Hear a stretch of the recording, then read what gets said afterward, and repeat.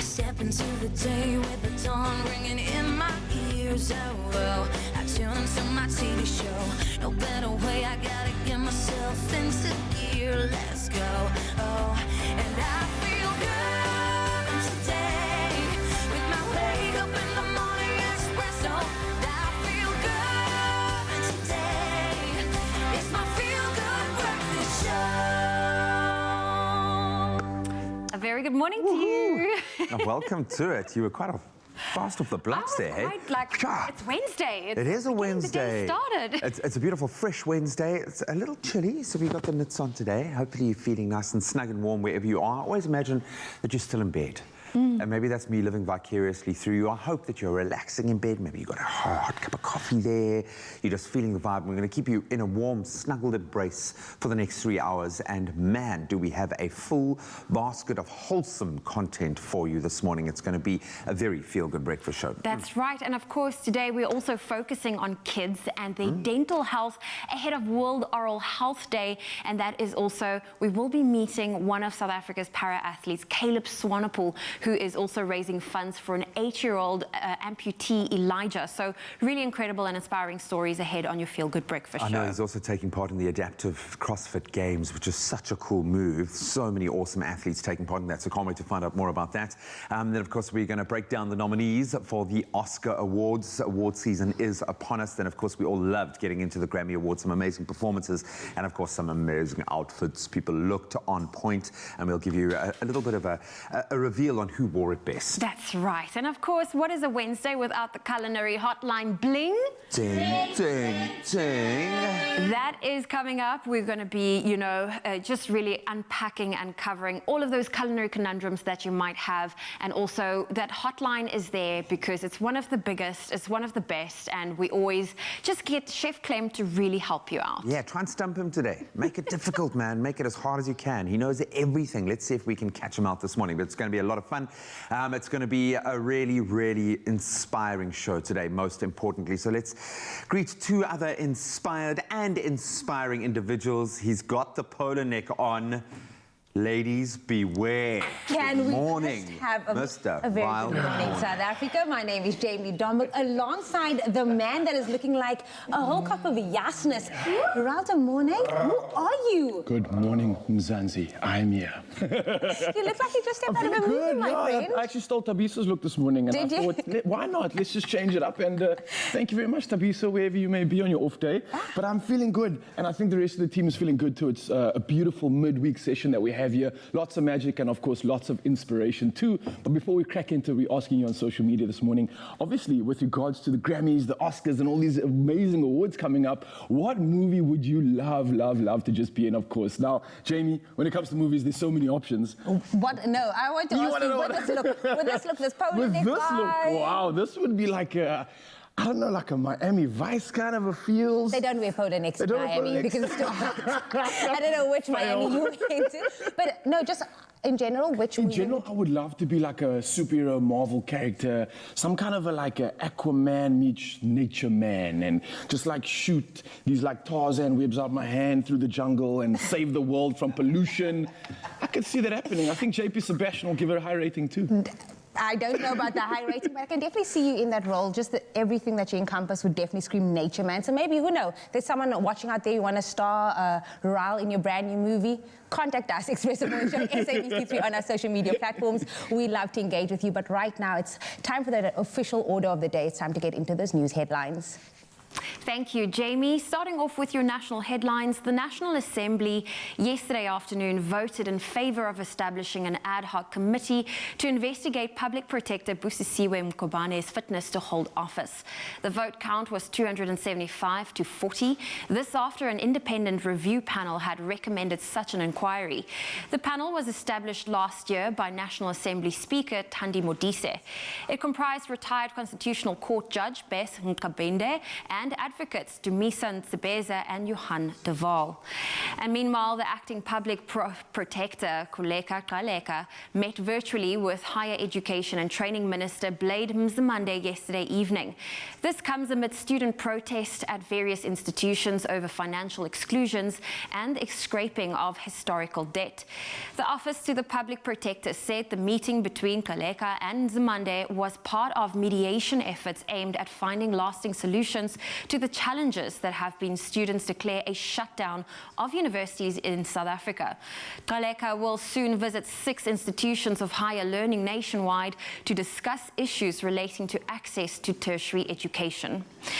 And we now move to news abroad, where Libya's first unity government in years was sworn in on Monday in the city of Tobruk and charged with unifying the country after years of violence and division, and also overseeing the run-up of national elections. The government, which emerged through a United Nations dialogue process and was ratified last week, is seen as Libya's best hope in years for an end to a decade of chaos since a NATO-backed uprising toppled Muammar Gaddafi. Now, the new government will replace the government of national unity. And staying with news abroad, Prince Philip, 99 years old, also husband to Queen Elizabeth, has returned to their Windsor Castle residence after spending 4 weeks in hospital. The Duke of Edinburgh was admitted after feeling unwell. During his stay in the hospital, his grandson, Prince Harry, and his wife Meghan sat down for an exclusive and explosive interview with Oprah Winfrey. They made damning allegations in the interview, revealing, amongst others, that there were conversations around their son Archie's skin tone ahead of his birth. Harry later clarified that neither the Queen nor Prince Philip were part of these conversations. And next, some news from the world of entertainment. The South African documentary My Octopus Teacher has been nominated for an Academy Award in the documentary feature category. Starring in the docu is award-winning filmmaker Craig Foster and the octopus friend he encounters while free-diving and exploring the kelp forest near Simonstown. Foster follows her on daily dives and observes as she hunts for prey. Foster documents his many efforts of trying to understand her world and how that journey leads to emotional growth. Foster said, and I quote, "She taught me compassion. She opened my mind to just how complex and precious wild creatures are." That's a quote from Foster. Now, the docu was shot over 8 years with some 3,000 hours of footage collected during filming. It's directed by Pippa Enrich and James Reed. Meanwhile, the movie Love and Monsters, directed by South Africa's Michael Matthews, has also been nominated for an Oscar in the Best Visuals Effects category. It's basically an American movie, but Matthews doesn't live in the US. He prefers Cape Town. The Oscar Awards ceremony will air live on the 25th of April from the US. And of course, we will have JP Sebastian a little bit later on your Feel Good Breakfast show to unpack some of those nominations. That's where I leave your morning headlines. Let's take a first look at your sport.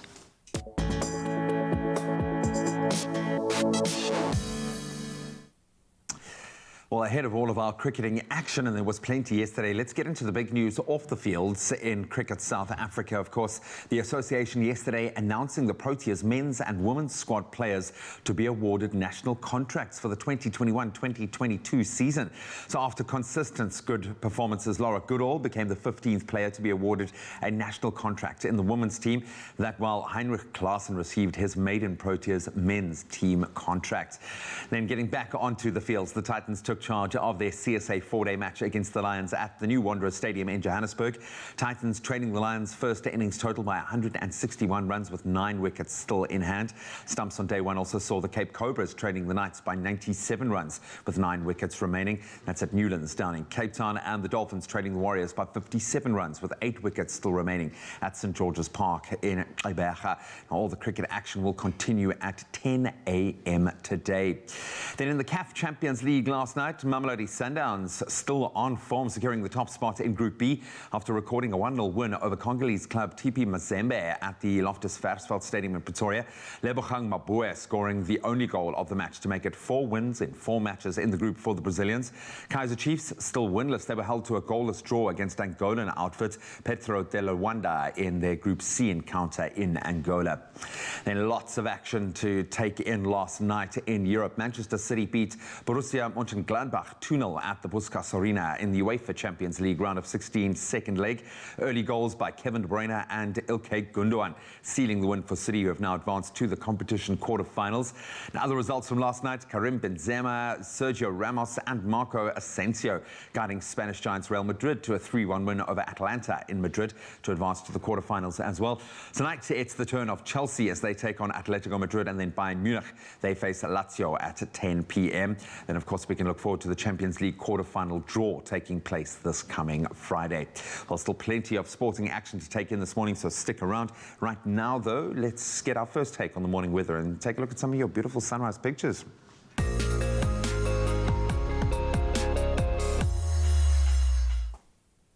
Thank you so much, G. Yes, we love kicking off the morning with some of your sunrise images that we receive from you, our lovely viewers. So this morning we are starting off with Alison Campion-Higgs, all the way from Pietermaritzburg, who shared this beautiful autumn morning from her area. Now, a maximum of 26 degrees Celsius has been forecast, with thunder showers as the day progresses. Another one coming through from Andrew Harris, all the way from Palito, who shared this golden and silhouetted image of the sun rising. The day will start out sunny, but the area will also progress to experience thunder showers this afternoon. Now, do please continue sharing your sunrise photos with us on the Expresso Facebook page. We really love seeing how you start your day. Now, while we do love interacting with our local viewers, we also have to give a huge shout out to the international viewers that tune in via the Africa channel and YouTube too. Now, this morning we give a brief update on the weather forecast for New Orleans, located in the state of Louisiana. New Orleans is world-renowned for its distinct music, Creole cuisine, unique dialects, and its annual celebrations and festivals, most notably the Mardi Gras. Now, the historic heart of the city is the French Quarter, known for its French and Spanish Creole and architecture and vibrant nightlife along Bourbon Street. Today, extreme weather conditions have been forecast for the day ahead, and a maximum of 27 degrees Celsius is expected, with severe thunderstorms bringing downpours, large hail and damaging winds. So stay alert and stay safe. In other weather news, there's also been a vast improvement in the quality of the famous canals the picturesque city of Venice is famous for. They are running clear for the first time in years, and fish can even be seen in the usually murky waters. The coronavirus lockdown has left streets deserted and brought about a drastic drop in pollution. Venice, a city with some 500,000 inhabitants, annually receives 27 million visitors. But even if the canals are now clear for the first time in decades, Venice's existential and dangerous threat is climate change. Environmental groups remain mindful of climate change, a preview of which they saw in the dark and churning waters of November, when extreme flooding and high tides swamped Venice and reached a level a few scant centimeters below the legendary 1966 floods. Now, if the world carbon footprint can't be reduced, sea level rise is most likely to inundate Venice by 2100. Right now, here's a first look at the temperature for today. We kick it off with Polokwane. Do expect a low of 16, peaking at 27 today. If you're out and about in Mbombela, it ranges from 20 to 29 today. Pretoria, 17 to 28. Johannesburg, thunder showers are expected with a low of 16 and a high of 26. Mahikeng ranges from 16 to 27. Klerksdorp, 15 to 26 with a 54% chance of rain. Kimberley, thunder showers coming your way, ranging from 15 to 27. Bloemfontein, 12 26. Richards Bay, 21 30. And then for you, Pietermaritzburg, it ranges from 18 to 26. South Africa's playground, Durban, ranges from 23 to 28. Umtata, 15 23. East London, rain coming your way with 55% chance of rain and a low of 19 and a high of 23. Cradock, 13-27, Gqeberha 19-23, George, for you it is 15-22, and if you do find yourself in the mother city Cape Town, expect a low of 16 and a high of 26. Worcester 14-30, Sutherland 11-25, and then last but definitely not least, Uppington coming through with a low of 18 and a high of 31. Wherever you do find yourself on this Wednesday, make sure to have a feel-good kind of day. Oh, Jamie, and it's going to be a feel-good one. Thank you for those temperatures. And since I'm in the beauty room, pretty much ready for the show ahead, I thought I wanted to just take you through the look that I have for today. It is more of a classic look. I'm wearing this beautifully printed, it's a pleated long sleeve top, and I've paired it with black trousers, but it feels like something is still missing. This is the reason why I've also decided to add this stunning blazer that's from Studio W at Woolworths, and it is unbelievable. It really is just that little something you need to elevate a classic look and really just to take your look for the day to that next level. Now, if you want to get this look, all you have to do is you can head on over to Woolworths. You can shop safely in store, online, or through the Woolies app. There we go. My look for the day is done. Only you can make my day.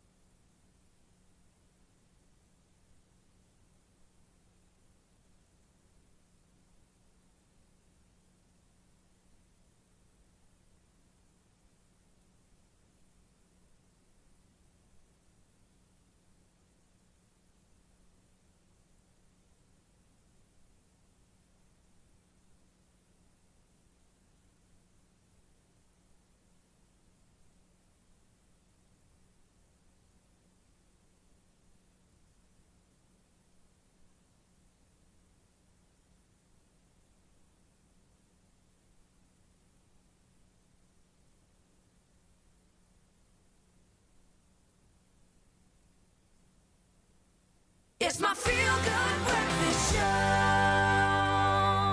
Welcome back as we delve into medical matters. In fact, today we are talking dental matters this morning, more specifically how to improve our children's dental health, something that's important to, I think, both of us, and at least it will become more important. That, of course, all ahead of World Oral Health Day, which is commemorated on the 20th of March. And joining us to give us parents some tips on how better to achieve this is Dr. Khomotso Sepeng, a dentist based in Pretoria, and we are so appreciative of her joining us bright and early on this Wednesday morning.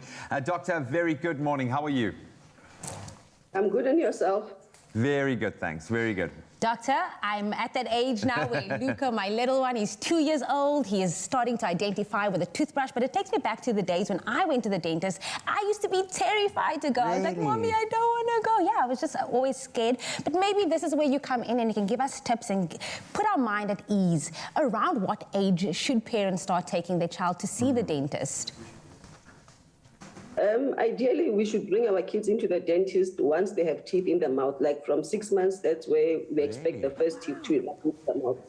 So if that is what you can do, that's the best time to bring in your teeth.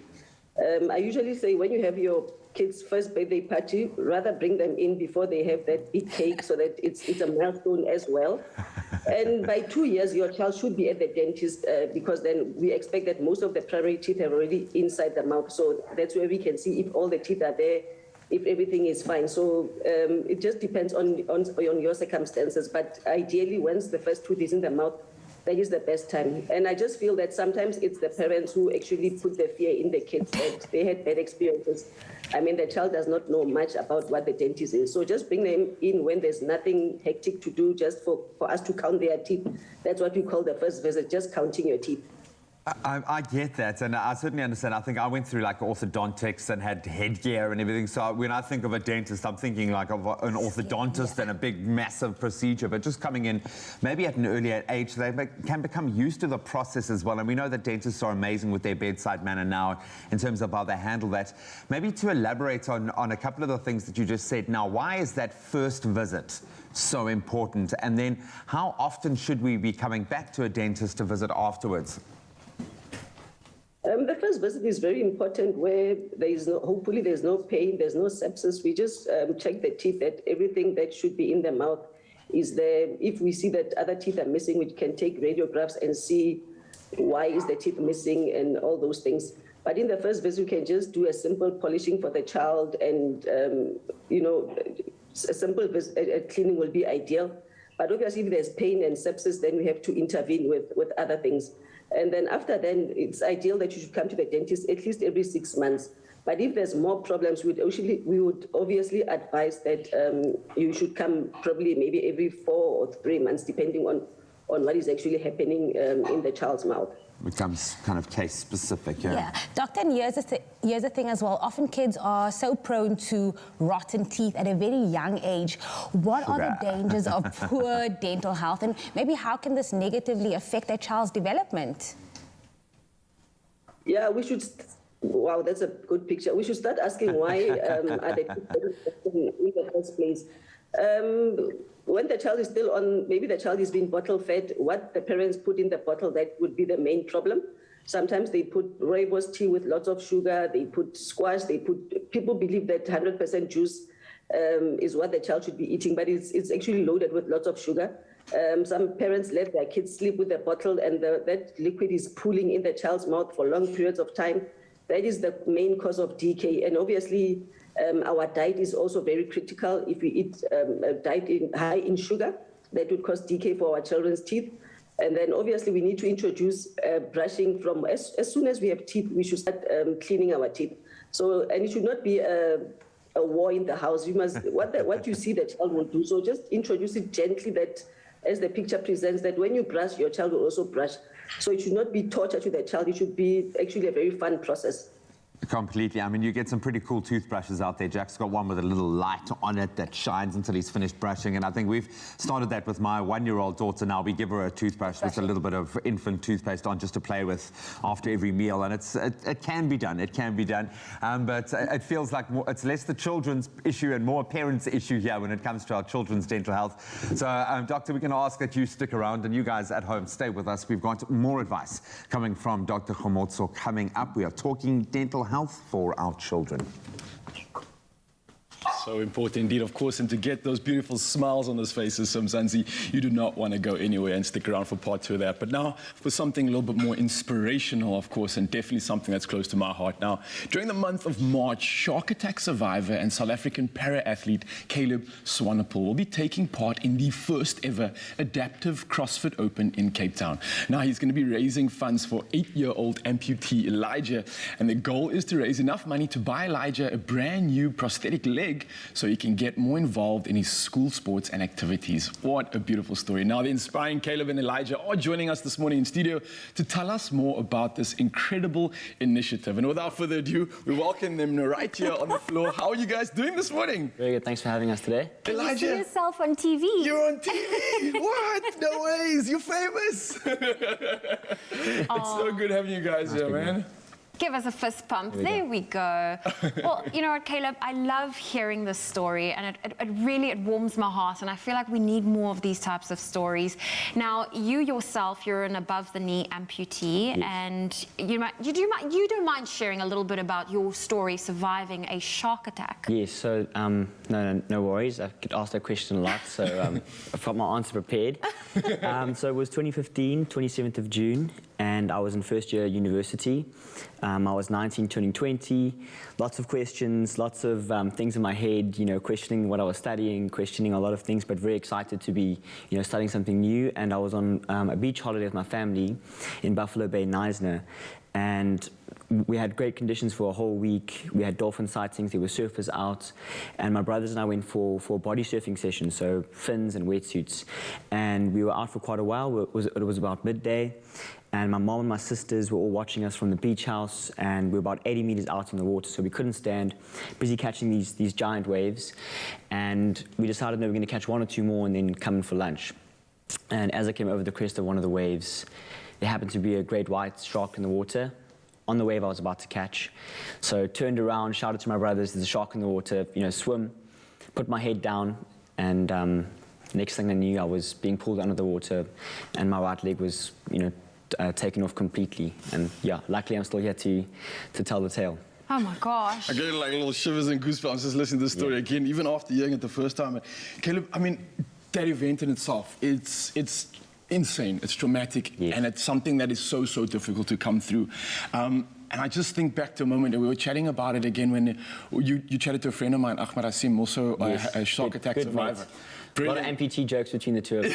Can you imagine? Are you even allowed to? I'm Because sure, like, so you can go for it, it's fine. It's like we can't even be a part of it. But anyway, what I loved is that coming and getting over something like that, it's not easy. It's just being able to get back to daily life. But then on top of that, you go and do something crazy, man, and you go and step the bar up, and you now go and compete in something called CrossFit, which, if anybody out there knows, it's one of the hardest sports out there right now. It involves strength, conditioning, and pure fitness, and yet you decide you're going to put your hand up and take part in this, and it's one of the first times that they're ever offering this in such an event. So can you tell us more about what's going on in CrossFit and why you decided to take part in it?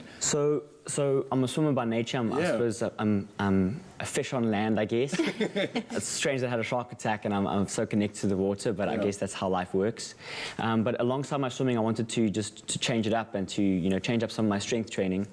And it's my 5th week of CrossFit, actually. I signed up with Motley Crue CrossFit in Cape Town, and it's a completely different atmosphere and environment for me. But like you said, it's high endurance, it's a lot of strength training, and it's a challenge. I'm constantly learning every single day, doing something different. And for me, it's about pushing myself and showing other people that things are possible, even if I have to adapt certain things. And the CrossFit Games it's always seen as like this elitist thing, but I think it's changing now. The CrossFit Open, anyone can do it. And you can adapt it, you can scale it down depending on your fitness level.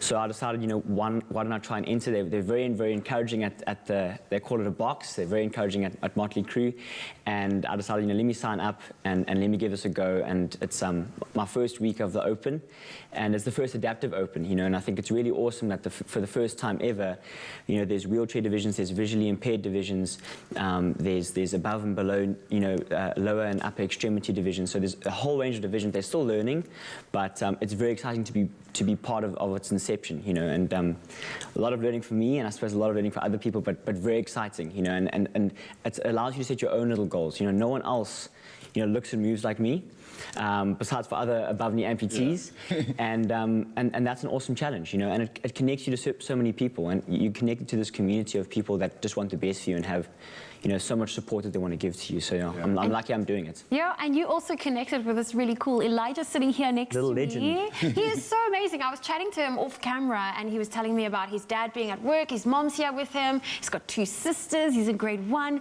Now, Caleb, what about Elijah's story really resonated with you, and why you're now raising funds to help Elijah get a prosthetic leg?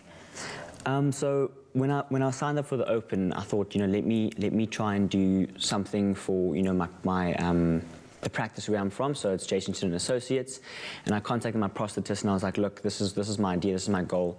And she said, I have someone that I think you should meet. So we spent a bit of an afternoon together.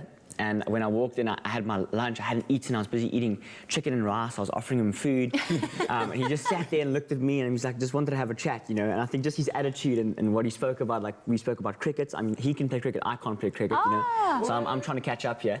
I just saw a video of him running as well, and like keeping up with these other able-bodied boys at school, and that inspired me, you know. And I think just his attitude, and he's got great energy. He gives great fist pumps, you know, and he's an awesome little boy. So I think it's a really cool opportunity to get him more involved with some of the school activities, you know. And I think this is a great platform to be doing it on. Yeah. So I've got to ask you, Elijah. I mean, you're able to play at school again. Soccer, you said, is a favorite sport of yours. You said you love cricket as well. You love bowling or batting? Yes. You do? Which one do you prefer? Cricket. Yes. Okay, cool. And I've got to say, I think your leg looks really, really cool, by the way. When it came in here, I was like, what? This Elijah's a legend. Yeah.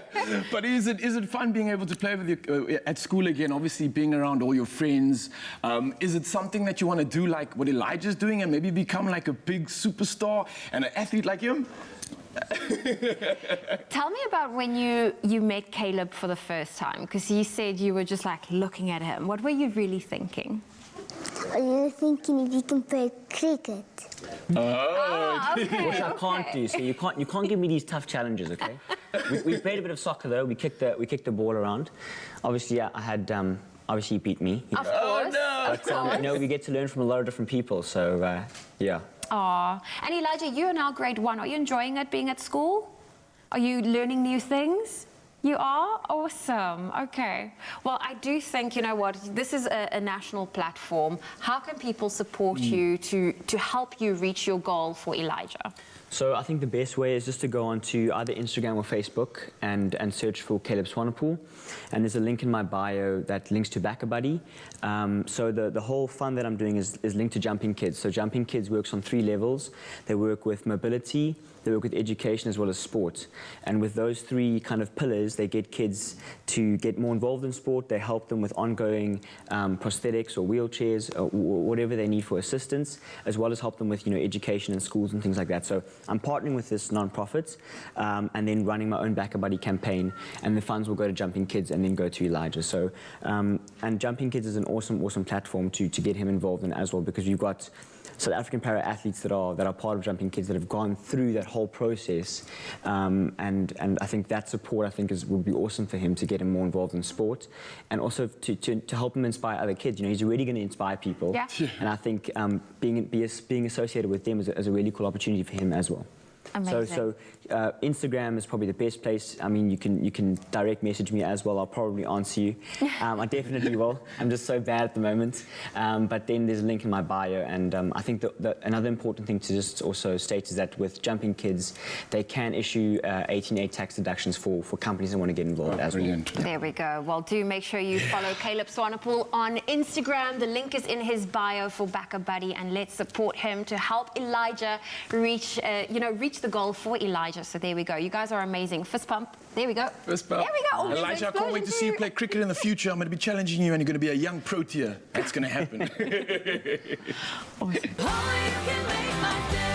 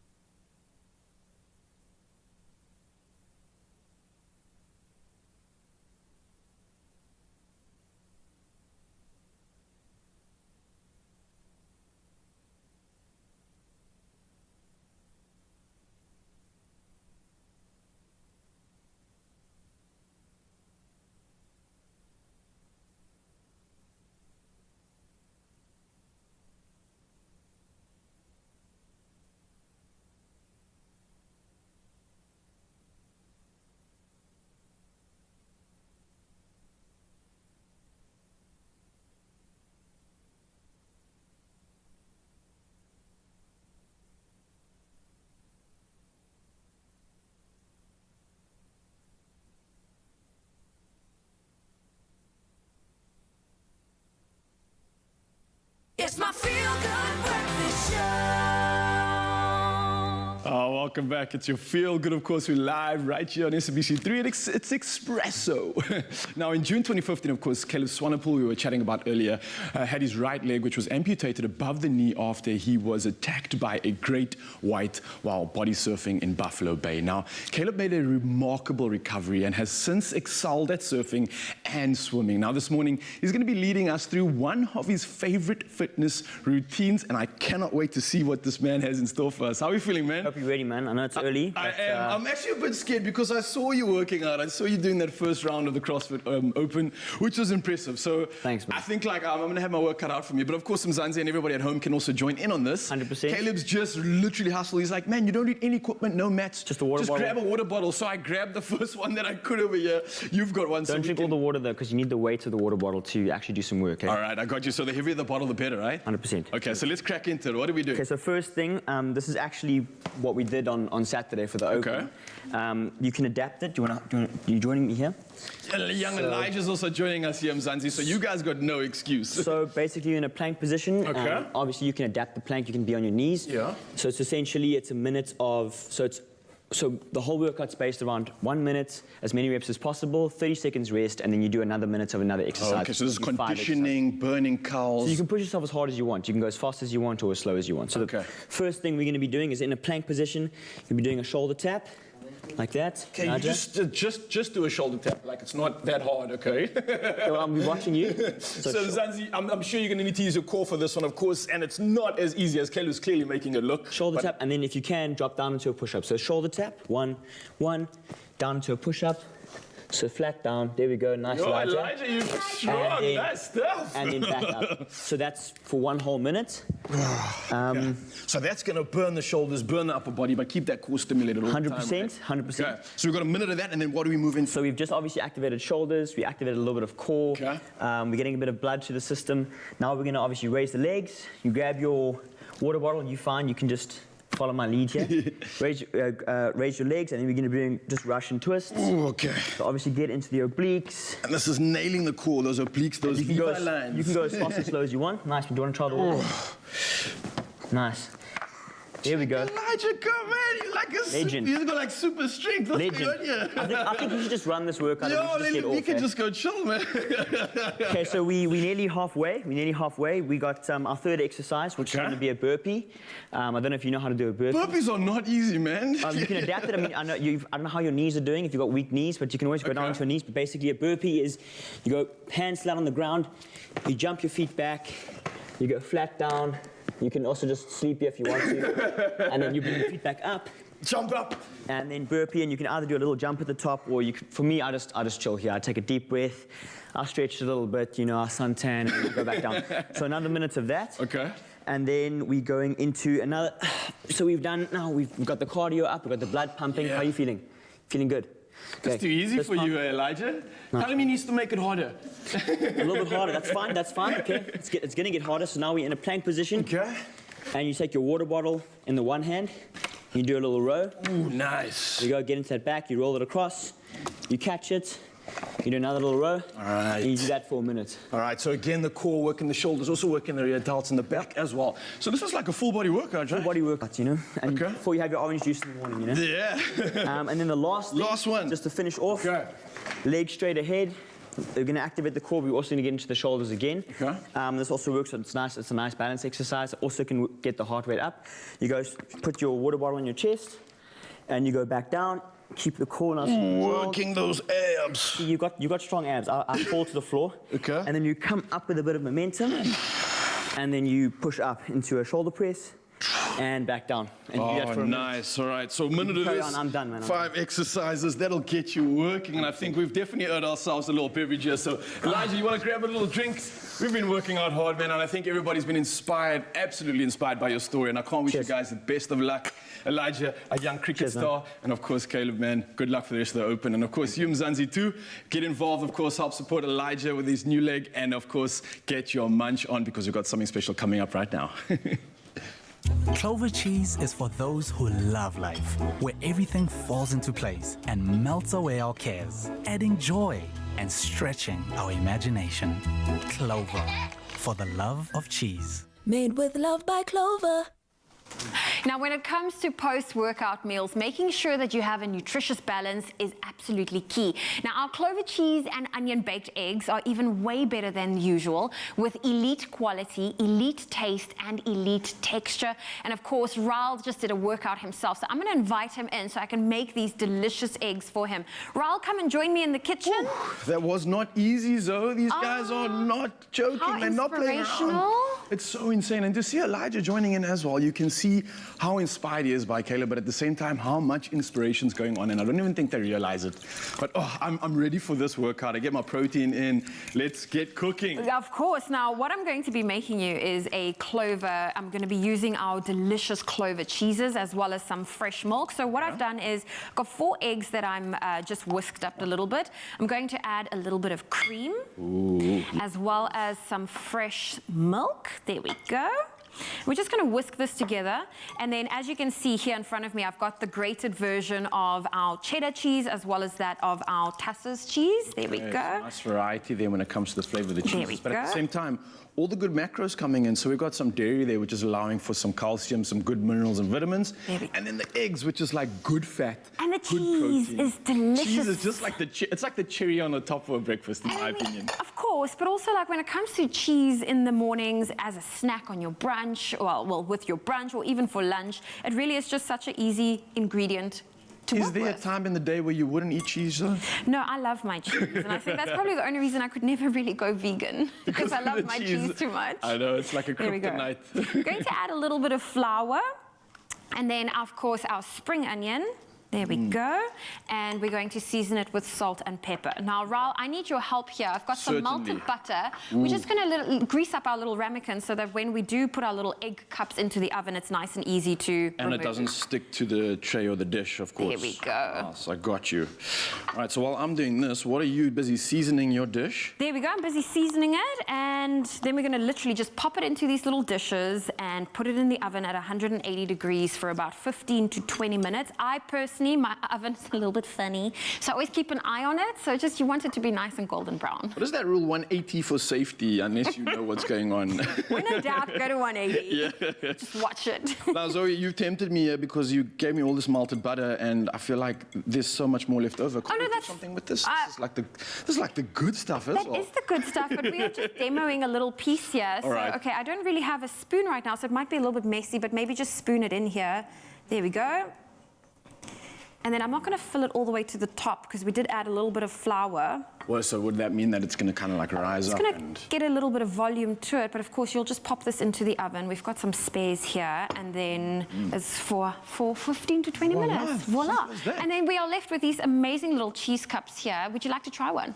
Yes, please. I need something in this body after that workout. Caleb put me through my I paces. have one too. There we go. Thank you very I much. don't have cutlery for you, I but have a we'll. fork. I come prepared, don't you perfect, worry. Okay. All right, well, Zoe, I know you made these early this morning, so let us find out if the proof is in this breakfast pudding. Yeah, there we go. There we go. Ready to kick round 2 of that workout. That tastes good.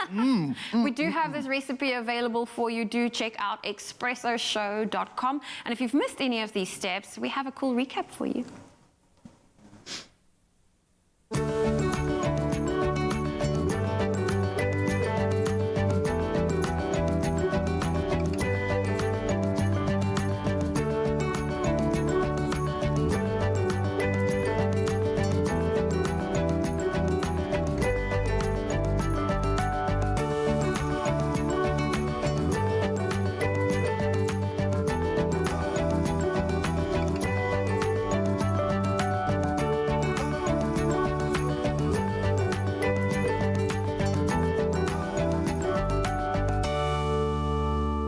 Made with love by Clover. Clover cheese is for those who love life, where everything falls into place and melts away our cares, adding joy and stretching our imagination. Clover, for the love of cheese. Made with love by Clover.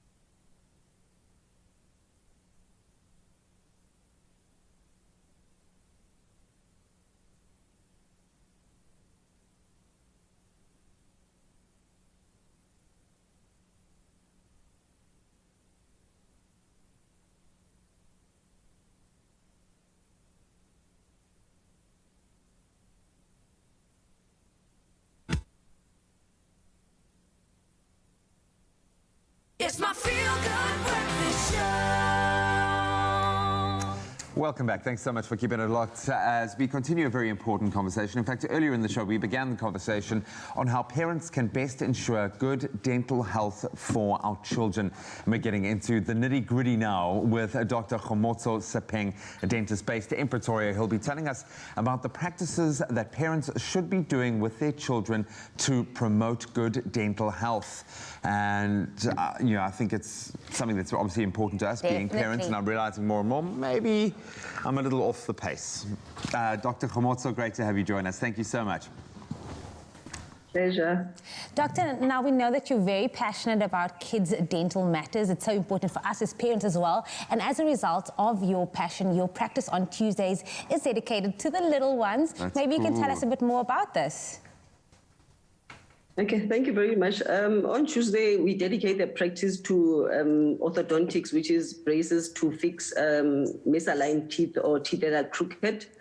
And it's a passion. I love kids. I love dentistry. And you find that you get a 10-year-old, 12-year-old who is very recluse because of the way his teeth are.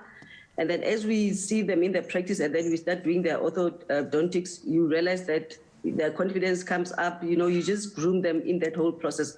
So it's what I enjoy mostly, and what you get in the end product, it always gives me some satisfaction. Even their character, even their confidence gets boosted.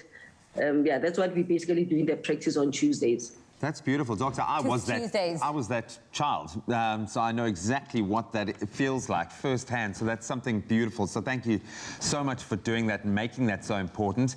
Let's get back to the nitty-gritty, as I said, and get into the dark side of this conversation. Who's most at risk of tooth decay, and what common practices lead to tooth decay in children? We've spoken about in babies, bottle feeding, often, you know, the milk pooling in the mouth, what you put in that bottle. Sure. When it comes to our children, what causes tooth decay?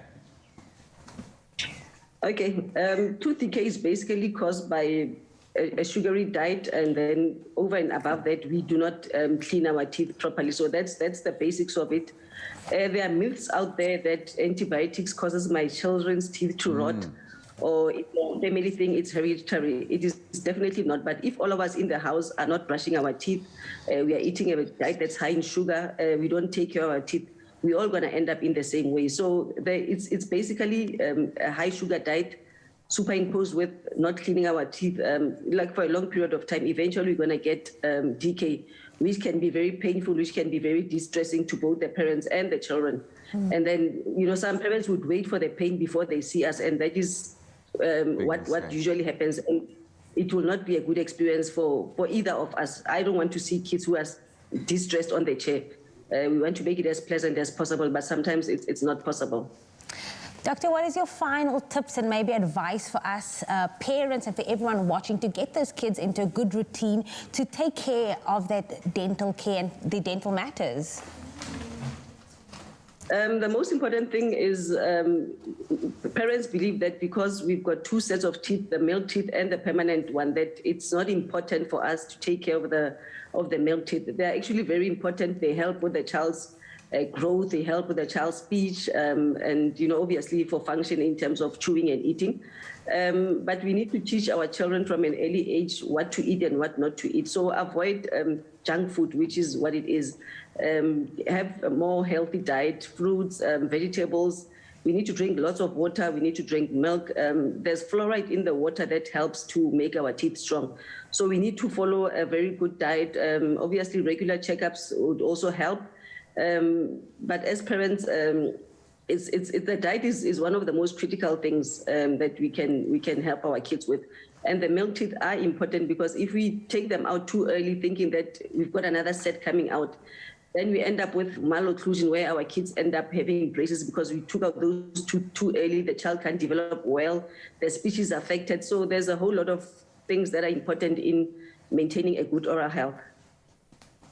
And added to that, I would say find yourself a good dentist, just like we have this morning. I love your bedside manner. Thank you so much for joining us and for the efforts that you put into the little ones and dental care within children. We really appreciate your advice this morning. Go and enjoy a wonderful day, and hopefully you have some pain-free, beautiful young children in your chair today. But it's been an absolute pleasure connecting with you. Thank you so much, Doctor. Thank you very much. It's only a pleasure.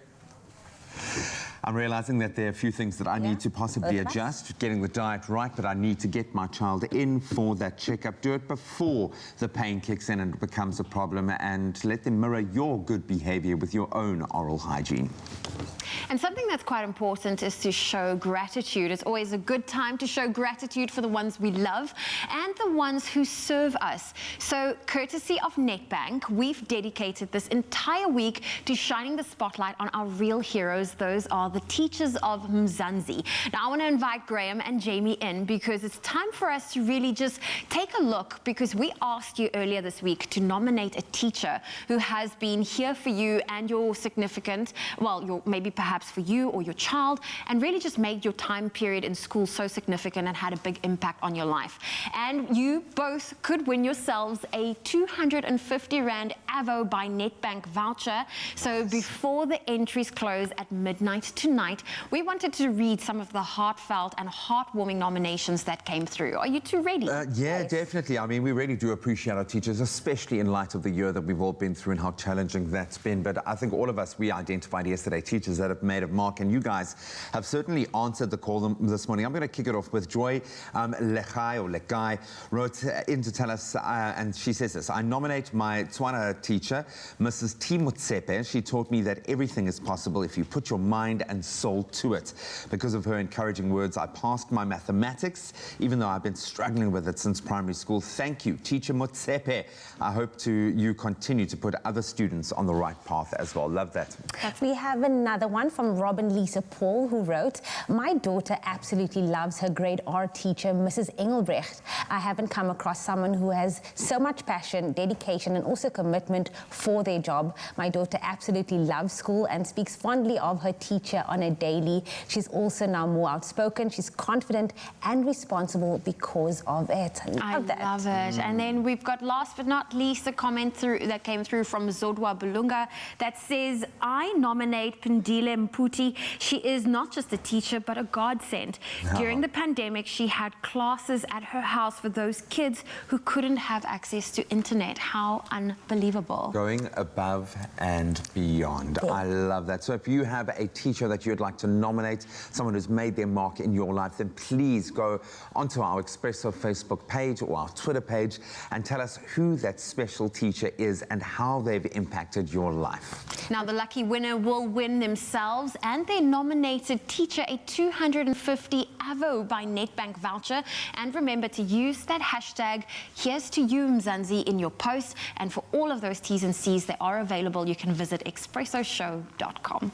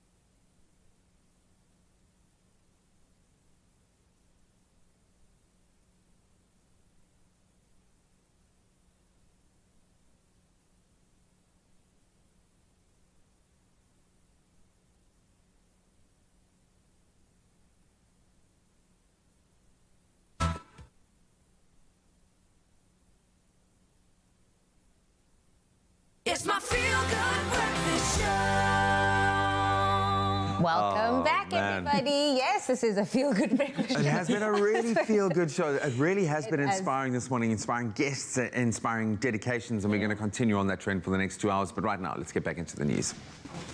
Thank you, Graham. It's just before 7. Let's look at your national news.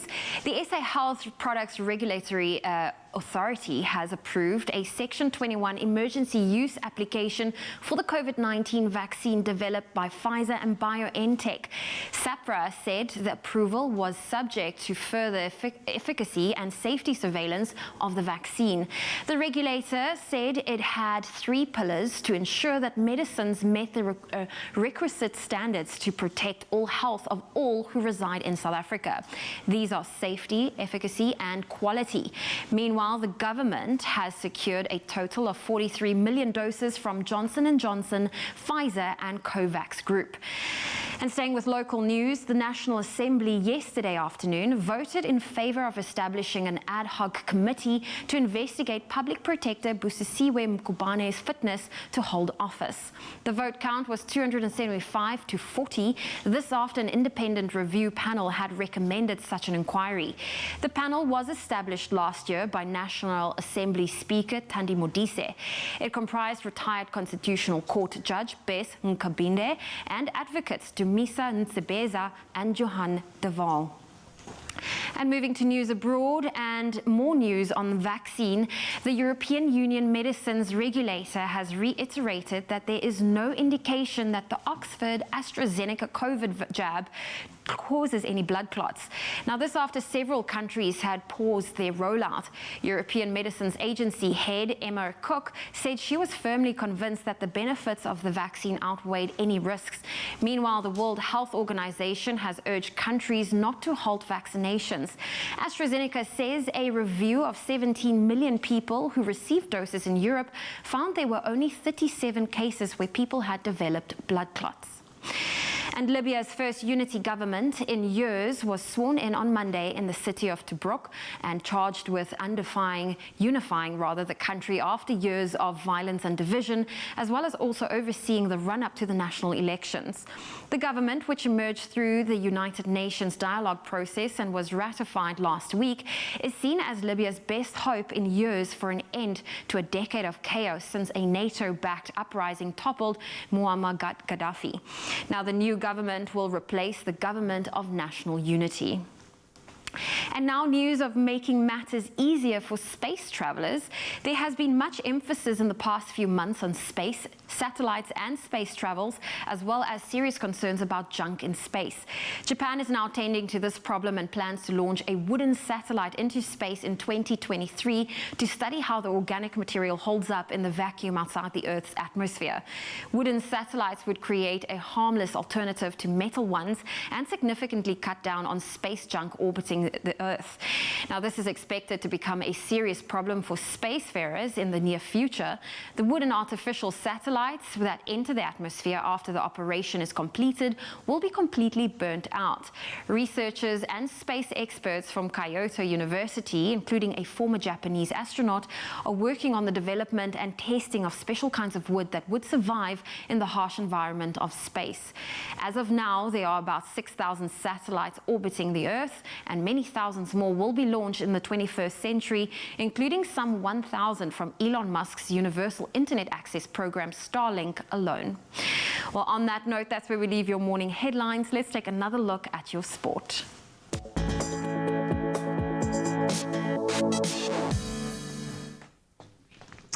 Thanks so much. So let's start with cricket news off the field. Cricket South Africa yesterday announced that the Proteas men's and women's squad players that will be awarded national contracts for the 2021-2022 season is out. So after consistent good performances, Lara Goodall became the 15th player to be awarded a national contract in the women's team. And then Heinrich Klaassen, he received his maiden Proteas men's team contract. Then getting back onto the field, the Titans took charge of their CSA 4-day match against the the Lions at the new Wanderers Stadium in Johannesburg. Titans trailing the Lions' first innings total by 161 runs, but with 9 wickets still in hand. And stumps on day one also saw the Cape Cobras trailing the Knights by 97 runs, with 9 wickets remaining at Newlands down in Cape Town. And the Dolphins currently trailing the Warriors by 57 runs, with 8 wickets still remaining at St. George's Park in Gqeberha. All the cricketing action will continue at 10 a.m. this morning. Plenty of footballing action to sink our teeth into last night in the CAF Champions League last night. Mamelodi Sundowns, they remain on course, securing the top spot in Group B after recording a 1-0 win over Congolese club DP Mazembe at the Loftus Versfeld Stadium in Pretoria. Lebogang Mabue scoring the only goal of the match to make it 4 wins in 4 matches in the group for the Brazilians. They haven't lost yet. Then Kaizer Chiefs haven't got the win yet. They were held to a goalless draw against Angolan club Petro de Luanda in their Group C encounter, that one in Angola. Then moving to Europe, Manchester City beat Borussia Mönchengladbach 2-0 at the Puskas Arena in the UEFA Champions League round of 16 second leg tie. Early goals by Kevin De Bruyne and Ilkay Gundogan sealing the win for City, who have now advanced to the competition quarterfinals. Other results from last night: Karim Benzema and Sergio Ramos and Marco Asensio all guiding Spanish giants Real Madrid to a 3-1 win over Atalanta in Madrid to advance to the quarterfinals as well. Then tonight it's the turn of Chelsea as they take on Atletico Madrid, and Bayern Munich, they face Lazio at 10 p.m.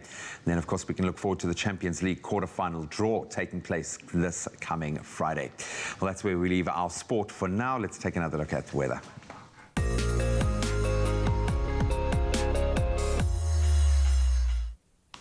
And we want to say thank you to you that have been sharing your sunrise photos with us. Mpho Kutswane shared this beautiful image of the sun rising in the distance in Mahikeng. A pleasant day is expected in Mahikeng with a high of 27 degrees Celsius. And then one of our regulars, Nancy Govender, shared this stunning image of the sun peeking through the clouds in Pennington and KZN. A maximum of 25 degrees can be expected in your area today, Nancy. Now, while we love interacting with our local viewers, we also have to say good morning to our international viewers that is tuning in via the Africa channel and on YouTube.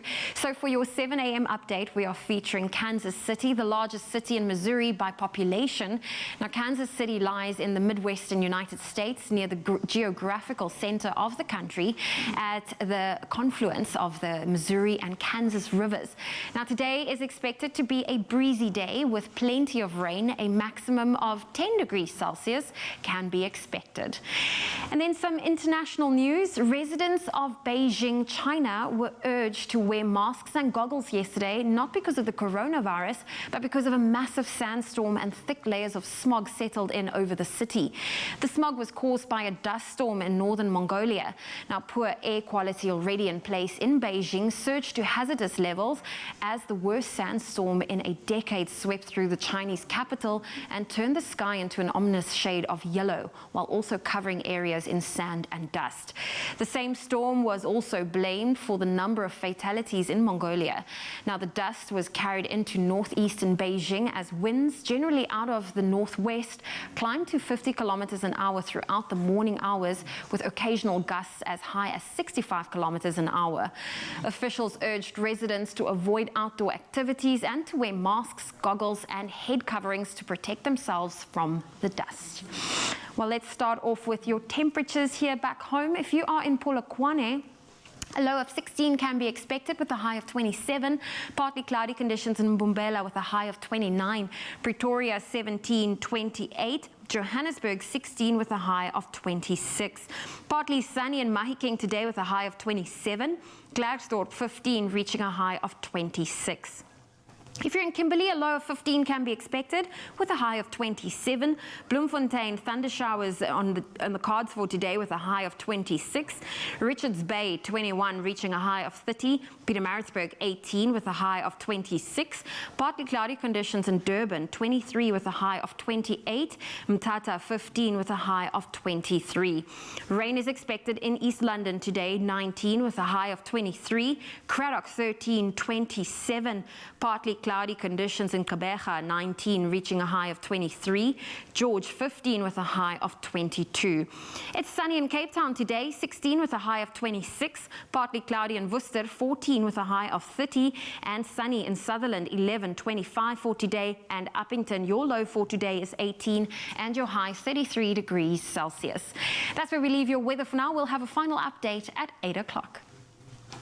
Thank you so much. So now we're chatting to a legend in the studio this morning. Of course, you were teased, and I've been hearing a lot of his music behind the scenes, and I'm telling you, you not want to go anywhere because it sounds like absolute magic. Now we're talking about Hanko. He's hailing from Pretoria, and we're getting to know all about him. He's a music, a songwriter, and I think we immediately knew just from hearing you, man, that this is something special. Thanks so much, man. Yeah, it means a lot. Thanks so much. So how you doing this morning, man? I'm good. It's early, but we're here. Not the Happy normal wake-up time? Yeah, not at all.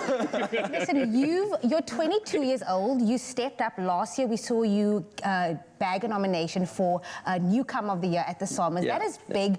Yeah. Take us back to the beginning, where the journey all started for you, and also what that nomination meant.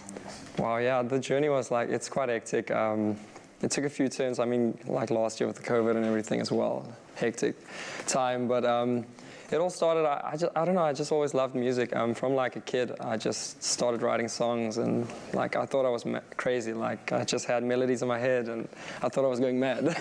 But then I realized, oh, I'm a songwriter, and I started writing some songs and stuff. And yeah, it's been an awesome journey. And with the SAMA nomination, it's a huge honor, so amazing, yeah. I love that analogy. I'm walking around hearing songs in my head. Yeah, and I'm it's like, weird. What's wrong with me? Oh, I'm a musician. I'm not crazy. Yeah. And even so, you're not so crazy. You've done something cool. You've written something awesome. And on top of that, you wrote something which I heard you performing earlier and practicing called So High. Yeah. Man, such a cool track. It reminds me, although we're not going into summer, it reminds you of summer. Those feels it's a like, summer vibe. You know, being easy, but what's the inspiration behind it? What does it all mean? So this is actually a song. It's a cover of a song I grew up with as well, and so it's quite special to perform a song and to record a song that you grew up with. So this is the first song that I didn't write myself actually, and but it's just an amazing track. It's about just being. You realizing this girl you're after, or this person you're after, is so high above you. It's not even worth trying because like you're not gonna add anything to it. How do you league? Yeah, how do you step up? How do you step up? Yeah, but it sounds cool. It sounds good. It sounds happy. So yeah, but it's an awesome track. And I mean, the other two songs I'm going to perform, I wrote both of them myself. And but yeah, it's awesome tracks, and I'm excited to share them with you. Yeah. I just did an Instagram stalk and I checked out your aesthetics on the gram. Yeah. You are giving me vibes Justin Bieber, and apparently that is where you get your musical influence from, right? There's a lot of artists I listen to. Justin Bieber, Ed Sheeran is a huge influence as well. I mean, he's an amazing songwriter, of course, so that's a huge influence as well. And like local artists like Matthew Mole as well, he's a great songwriter, great melodies, great person, looks like it. So yeah, it's awesome to be able to look up to them. And no, man, I feel like it's not going to be a matter of looks like it, it's going to be a matter of flowers hanging with these guys and going places, so man. Let's hope so. What else can we expect to see from you, man? I mean, obviously the music is sounding hot. It seems like there's momentum coming through, but what's the rest of 2021 got in store for Hanko? We'll see. We'll see. Watch this space. Yeah, so like we were supposed to go to the US and to the Netherlands last year, but we'll try and do it this year if everything works out, to go and ride with some awesome people. And yeah, so we'll see what happens, but for now it's just a lot of riding going on. We've got some awesome tracks I can't wait to share with you guys. It's coming out this year that I wrote with a lot of overseas guys from Amsterdam, USA. And the thing as well with the pandemic is like I had an opportunity that was never there. We were able to write with a lot of people without being there. So we did a lot of sessions in 2020, early 21, and so that's amazing. So we got a lot of awesome songs, and it's not a matter of, oh, I have to go and fly there, be there. Yeah. We were like, oh, we can actually just Zoom. Yeah, so just connect. So that's awesome. Yeah. It's so cool to see. Sorry, Jamie, but I think it's so cool seeing artists having that opportunity to get creative. Yeah. It excites me so much because it's a rare moment where you're taken away from action mode, getting back to the real basics of what it is that makes us tick. Yeah. And then for us, myself and Jamie, we get to sit here and see it all materialize. So, I mean, that for me is just the cherry on the cake. But talking about creativity, if I was to ask you a creative question, and this morning's post, of course, we were talking about movies, and if you could be in a movie, what would it be? So if Uncle was in a movie, what would that movie be? No pressure. Wow. No pressure, but I'll think about it. If you were wearing a polo neck as well. Polo neck man. And I don't know. I'll go with a Marvel movie. I want to be like a superhero or whatever. Yeah, what would the superpower be? Yeah. Singing is a superpower, believe it or not. Apart from singing and just making everybody like crippled with just like... Yeah, maybe something like that, mind control or whatever. We'll see. We'll see when we make the movie. We'll see when we make the movie. Hanko, it's been amazing to connect with you. I'm thanks so looking much, forward to your performances, of course. You don't go anywhere. Hanko will be performing his brand new single, She's So High, along with 2 of his hits from 2020. You don't want to miss it. Keep it locked right here on your Feel Good Breakfast Show.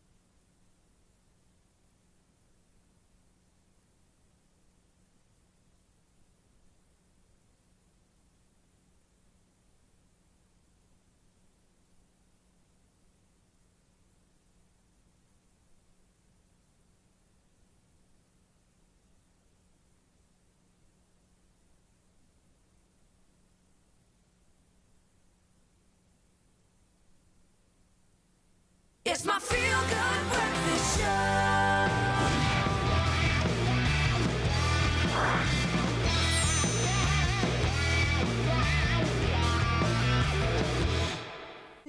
Welcome back to your Feel Good Breakfast Show. It's Expresso. JP Sebastian is here. Are you okay? Are you all right? Are you trying to let everyone know that our production manager just pulled my pants down by mistake? Accident. By accident, yes. I've got crack all down the back, and I'm just trying to look as glam as possible down the front. Well, I think it's time we get cracking on the Oscar nomination. Cracking indeed. Yes, let's do that. JP Sebastian, let's take a look at the category of Best Cinematography.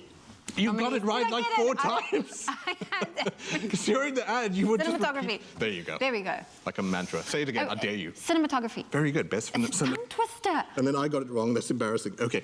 So best cinematography last year went to Roger Deakins, who we thank everyone's gods for 1917. This year is, well, it doesn't look necessarily that diverse, but the Oscars do get into diversity a bit later. Sean Bobbitt for Judas and the Black Messiah previously worked on 12 Years a Slave and with Steve McQueen on Widows and stuff like that. So not a stranger to lensing black life, and this is exactly what Judas and the Black Messiah tries to do, and it looks like it does very well. Mank, Eric Messerschmidt, who previously worked with David Fincher, who directed Mank, on the Mindhunter TV series, so he's a bit new to the game. Both of those, by the way, first-time nominees. Well done. Darius Wolski, also first-time nominee, even though he's had a great history with Ridley Scott. Did The Martian, the one with Matt Damon, so he does all these vast landscapes with pretty bland-looking actors like Matt Damon, who's excellent, sure, but bland-looking. Tom Hanks, bland-looking as well. News of the World is what he had to lens there, and I'm sure he did that fantastically. Nomadland is probably the strongest contender. Okay. Another first-timer, Joshua James Richards, under the watchful eye of Chloe Zhao, which it's knocking it out of the park. Yes, Golden Globes we saw too. They were a great team together. And yeah, I'll really look forward to that one coming to South Africa. And finally, Peter and Papa Michael, who lost South Africans. You might have seen lensing for Ford versus Ferrari, which I think he did a fine enough job with, but the trial of the Chicago 7, it's pretty much a chore to try and make a courtroom drama pop in the lens, but he surely knows what he's doing. He certainly cracked a nod. So those are our best cinematography nominations for the Oscars, 2, 4, 5 of them. All first-comers. You feel like, oh, that's amazing. That really is amazing. Let's now shift the focus to Best Actor in a Supporting Role. Yeah, and so last year went to Brad Pitt for Once Upon a Time in Hollywood. and this time at the Oscars in 2021, which are going to be 26th of April this year. But the nominees, as we know, as we're talking about here, were announced on Monday. Sacha Baron Cohen, Trial of the Chicago 7. This is a repeat then of the Golden Globes, which also nominated in there too. And Daniel won in the Golden Globes. That he did, yes. Yes, he did. Also for Judas and the Black Messiah, obviously. And previously we saw him nominated for Best Lead in Get Out. So his chances are very strong because the Golden Globe, obviously, you know, it's pretty much a good place to start from. Leslie Odom Jr., One Night in Miami, also got a nomination in Golden Globes, but 2 people get switched out from the Golden Globes. Paul Rassi replaces someone whose name I've immediately forgotten. It's okay. Who cares? Golden Globes are over. Moving on to the Oscars, Paul Rassi for Sound of Metal, which is the movie that I said I'm going to chunk for. And Lakeith Stanfield, also for Judas and the Black Messiah, who said on social media, I'm confused as F to LMAO, because he's the lead. He is Judas in Judas and the Black Messiah. So why is he in a supporting role? Who knows? Putting him up against his own fellow actor seems a bit silly, but yeah, probably is definitely going to go to Daniel Kaluuya again in the Oscars. Okay, very interesting. Let's also look at the Best Actress in a Supporting Role nominee. Let me guess, Glenn Close is in there. I specifically chose that picture because it torments you, because of your like strange Mrs. comparison. Doubtfire. If you say that one more time, my poor brain, yeah, she does look like Mrs. Doubtfire, and it perplexes me, and it's all I'll think of whenever I look at her ever again. But yeah, for Hillbilly Elegy, where she plays Mrs. Doubtfire in a hillbilly role. No, not true. Olivia Colman, last one for The Favourite. Oh, this lady is magnificent. First saw her doing silly comedies, anything from Hot Fuzz to a TV series called Big Train, which I grew up on. But like, how for a comedian to realize that they've hired this actress hidden in them for this whole time, this dramatic actress. The father looks amazing. Amanda Seyfried from Mank. Maria Bakalova was nominated for Best Comedy Actress in the Golden Globes, now gets knocked down to supporting for Sacha Baron Cohen's Borat subsequent movie film. And finally, Yoon Ye-jung, who is the first Korean actress to be nominated at the Oscars, which for me is a shame, given that Parasite, every single one of those actors from that Korean movie could have been nominated, but good for her nevertheless. It's great that you've seen now Lakeith Stanfield, you've seen Leslie Odom Jr., and you've seen Daniel Kaluuya bring in like representation of black actors who have been neglected for all these centuries that the Oscars have been running, chipping away at an iceberg. I feel a bit good about it, I suppose. So nice to see some diversity in the sporting, and yeah, also some cinematography there too. And some interesting ones. I mean, to have a lead in the supporting role. Can't wait to then see who will be the lead nominees. Yes. So JP Sebastian's not going anywhere. We're going to unpack all of the Oscars on your Feel Good Breakfast show. I'm going to pull up my pants. Pull it. As you know, it is award season, and on Sunday night, the music industry celebrated the 63rd Annual Grammy Awards at the Staples Center in LA. Now, the A-listers really pushed lines and boundaries with their bold fashion choices, and this year, Danielle Weekly, editor from Modern, is in studio to unpack some of her fashion highlights from this year's Grammys. Danielle?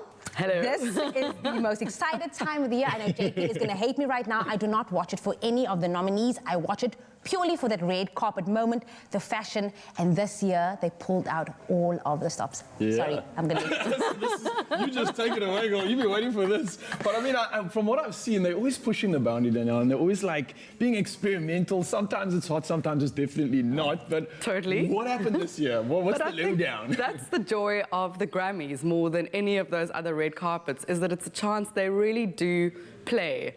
It's where J-Lo first wore that plunge-fronted green Versace. It's where Gaga arrived as the Pope. I mean, it's a place to play. And this year, obviously, everybody's been held back a bit in the gates, so they were going to be topping it up on another level, I can imagine. But that's it, and even though it was a smaller crowd, we still saw, actually we saw a pretty sophisticated red carpet compared to what the Grammys sometimes looks like. But I guess I was also picking out some of my faves rather than some of my misses. But everyone brought it. I think it's exactly that, like that red carpet feel that we haven't had for such a long time. We're a little bit desperate, and clearly they were too, to see some beautiful fashion. I mean, for me, like some of these couples, Phoebe came with her brother Jackson, and they're wearing Tom Brown. He's a New York-based label. I don't understand. Is this the look? This is the look? That's their look. I thought this was like an Addams Family vibe. No, it looks a little Addams Family. I get that. They actually came to the event like... That is the red... That's what I'm saying. Grammys is like where it all happens. He even had his hair dyed lighter so that he could match up with her gothic vibes. That is sibling dedication on another level, people. Billie Eilish also came with her brother in Gucci. Both of them look, I mean, he Definitely kind of... sibling. Yeah, I mean, he looks like he's going to the prom, which I quite like. I'm not 100% convinced that I'm mad about her matching hat And vibes. she looked like she was not wanting to go to the prom. And Harry. Let's talk about it because the guys really did. showed up this year. And They for did. me, I was excited about Raul's polo neck today. Let's go back to game's done Saturday. changed, Jamie. The game's done because changed. The men brought their A game this year, and it's something to see. I agree. I thought the men on the red carpet this year shone, because often they're quite... It's not that it's boring. It's just it's often as an Safe. aside to the women. You can use the word And- boring. That's okay. we don't You can't be boring if you're wearing Armani and Gucci, but this year they definitely weren't boring. I mean, Harry does sometimes look like he's dressed up in his granny's closet, but I do love the whole vibe. He was in Gucci, Anderson Park and Bruno Mars were in Gucci. Oh, I mean, they kind of look like matadors. I sort of love their whole vibe. It's a little ode to the 70s Yes, as well. like a those little bell bottoms. heel and a flare. I mean, Wow. Dua, she can do no wrong, honestly, when she dresses up for red carpets. This is Versace. It's shiny and glimmery, so she can stand out from a mile away, but she also has an incredibly tall, slim physique, so she looks astonishingly good in that body, whole number, though. that body. That He's body, like yo. the Yeah. ambassador for bedazzling. That looks amazing. Well, I know, but I mean, think about what you could look like in pink bedazzled with cutouts. That is true. It could be really bad. Let's talk about the Queen, because the Queen slayed not Well, only... she did. I mean, that's vintage leather mini dress, Schiaparelli. It's an Italian designer. She looked sensational, and those earrings, even though they must have killed her, are spectacular. The after party. Wow. South Africa, let's just take a moment, because... That's like an ice princess queen with a bit I of know. pizzazz. I know. This is taking Snatch to a whole other level, because she delivered. Even she's like, I can't believe it. I think that's her fake mask. Oh, is that a fake mask? Yeah, because she wasn't going to ruin her outfit. No, Which, I mean, fair enough. Unpack this look. In there. My best dress. Whoa. Is this your best dress? Is this where I you think so. Cynthia. Wow. She is coming out as the new Aretha Franklin in a biopic, and I think she is spectacular in So this. much like there's this weird feeling of grandeur and this Egyptian sort of sphinxy feel there. That was really Yeah, cool. that beautiful column of metallics, the jewels that go with it, her hair that's so icy cool. Kind of like you know, channeling a bit of a vibe there. Yeah. Danielle? Best on ground. Best on ground, Yeah. definitely. I was actually going to fight you for some of these nominations, but I can't fault you. Well, everybody, there you have it. Our best dressed artist at this year's Grammy is, of course, Cynthia, dressed in a sparkly silver Louis Vuitton evening gown. And we are ready for more award seasons because everybody has come to slay.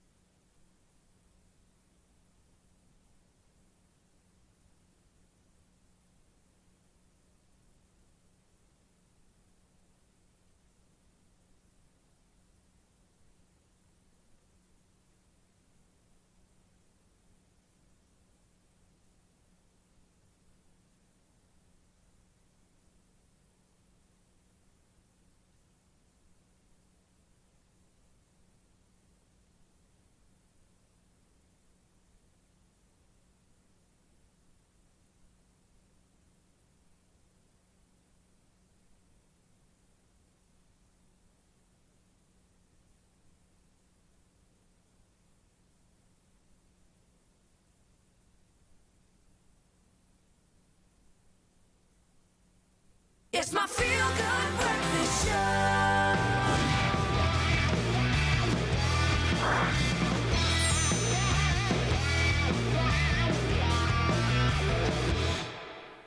Welcome back to your Feel Good Breakfast Show. And you're just in time because JP Sebastian joins us as we take a look at part 2 of the recent Oscar nominations that's been revealed. And we've looked at Best Supporting Role. Now we're going to take our focus on Best Actor in a Leading Role nominees. Yes, and so last year was Joaquin Phoenix for The Joker, or just Joker, I suppose. And yeah, this year it looks like it's going to be a pretty strong field, but again, as usual, it feels like the females had to do a lot more interesting work than some of these actors. Riz Ahmed, again, sort of breaking barriers here, and the actors themselves really don't want us to fixate on this so much, but we're only making commentaries ever about the Oscars. He's the first Muslim nominee in Oscar history, and he's very proud about that, in fact. He's not so sort of edgy about, oh, don't only think of me as that. But Sound of Metal, your guy looks good in it. If you guys want to know Riz Ahmed more than just Rogue One, a Star Wars story, then watch the TV series The Night Of. What a magnificent actor. Dude's so good. Chadwick Boseman obviously won 4 Golden Globes. I can't believe the sense of vitality and urgency that someone in his position acted with in Ma Rainey's Black Bottom. Almost looked like he did not care. Made an immortal performance for a guy who was in his final chapter, and I'm sure that he's going to take this category as well at the Oscars. I hope he does. Anthony Hopkins, who has had his time. Come on, Anthony, you can't be greedy and take all of them. He's 6 nominations in the past. 1, obviously, for Silence of the Lambs and The Father. Looks like one that I keep recommending this. Not that I've had the opportunity to see it myself, but it looks like if you've got a family member who's got dementia, this movie might help you, might guide you through sort of like the difficulties of the care and going through those sort of motions. Gary Oldman for Mank. I like Gary Oldman, and he won, obviously, for the Winston Churchill portrayal, which was like a party trick. I don't care. Gary Oldman is a very good actor, and in Mank, yeah, I suppose it's got a shot. 10 nominations, couldn't be too bad. I'm sure they wouldn't mind missing one in the leading actor role.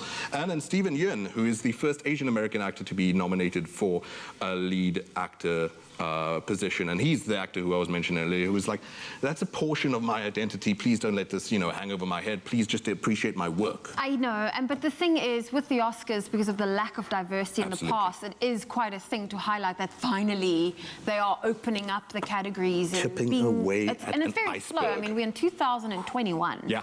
It's very slow. We'll talk about the director category with women later, and you'll see how slow it is. Okay, but so that's best lead male. Okay, cool. Let's focus on females. Best actress in a leading role. Oh, Viola Davis. And again, because we love talking records and newbies and all that kind of stuff. And usually I'm totally cynical and pessimistic about where the Oscars are, but it looks like they're trying to make conscious progress. And Viola Davis is not a matter of conscious progress. She's just one of the best actors that we have alive.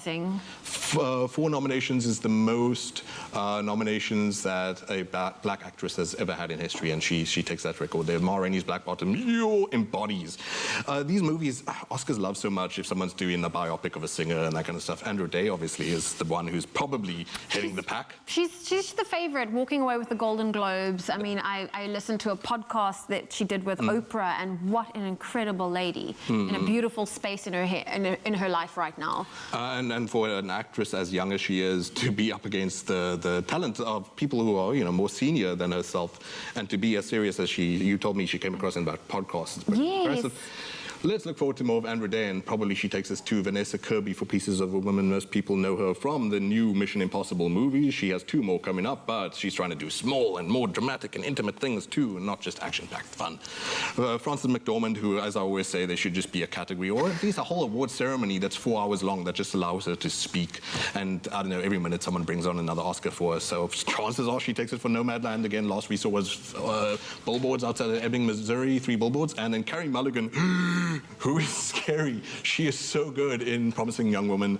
I hope that she has a chance, but really the field is so strong. And like I said, compared to the men, women get these really a lot more challenging roles. And it's like hugely probably because directors are like, hey, you understand pain, right? You understand what it's like to be in a dangerous world.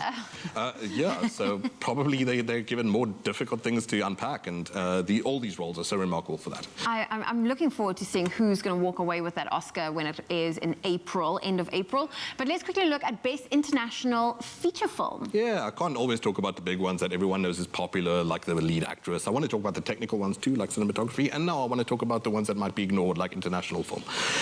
starting with another round which stars, and this will probably win for this reason, a very popular actor in the West at least, Mads Mikkelsen, the guy who plays Hannibal in the TV series. Okay. Scary looking dude. Dude was Le Chiffre in Spectre? No, James Bond, Casino Royale, dabbing the eye guy.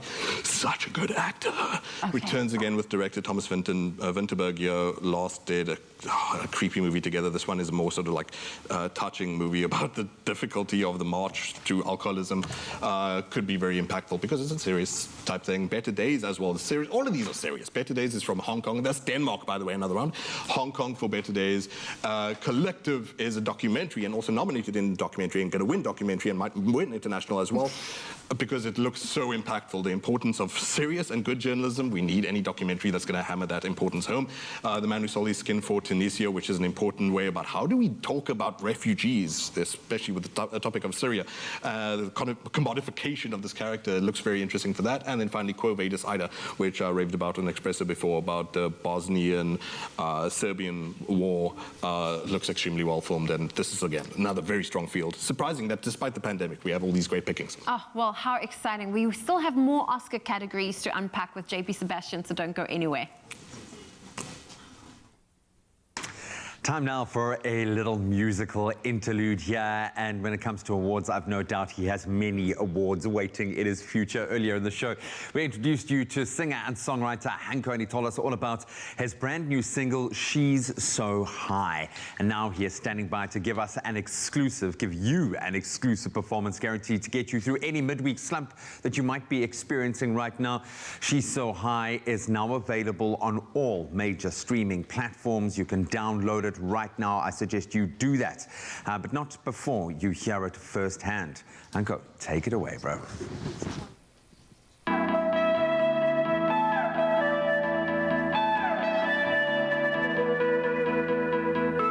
She's blood, flesh and bone, no touch, no silicone. She's touch, smell, sight, taste, and sound. But somehow I can't believe that anything should happen. I know where I belong, and nothing's gonna happen. 'Cause she's so high above me. She's so lovely. She's so high. Cleopatra, Joan of Arc, or Aphrodite.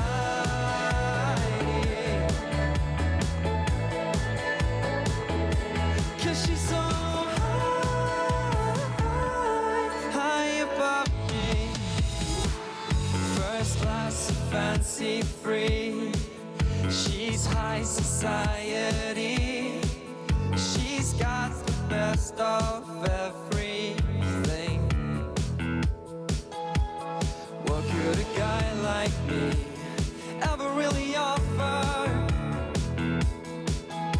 She's perfect as she can be. Why should I even bother? 'Cause she's so high above me. She's so lovely. She's so high. Cleopatra, Joan of Arc, or Aphrodite.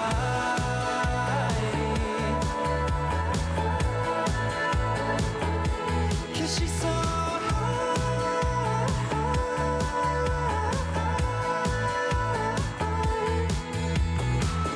she comes to speak to me. I freeze immediately. 'Cause what she says sounds so unreal.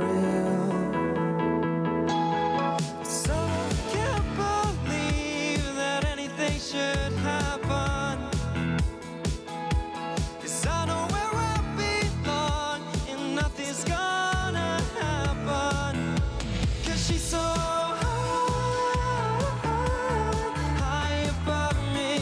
She's so lovely. She's so high. Cleopatra, Joan of Arc, or Aphrodite.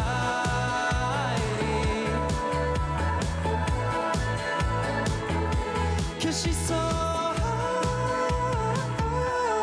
high above me.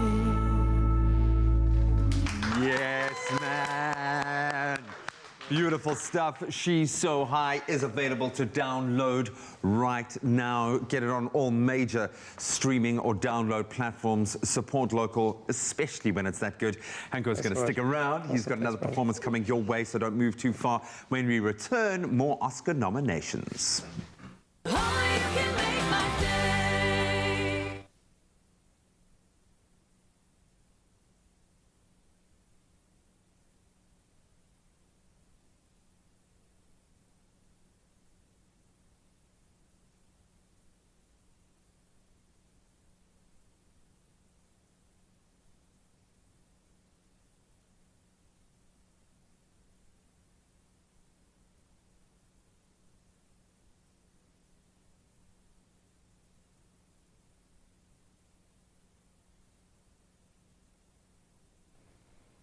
What do you...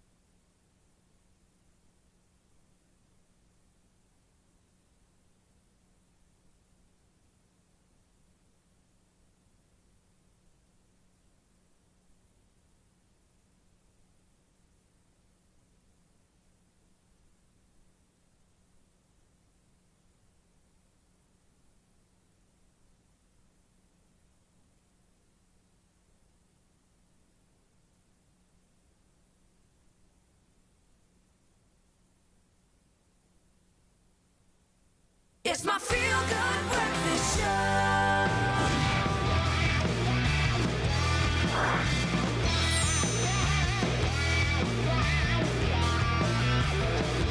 Oh, well, hearing that song just makes you want to play like a guitar. JP Sebastian is back with us on your Feel Good Breakfast Show. Don't pull your face like that. It's okay. No, I was just thinking about the horror that you and I have to suffer watching our cinematographers, who we just spoke about some very dignified ones, but our cameramen do hump dances to that music. They do air guitar themselves. It's addictive. It's addictive. Well, listen, you're cool enough to have your own intro. We are talking Oscar nominations, and we've tackled part 1, part 2.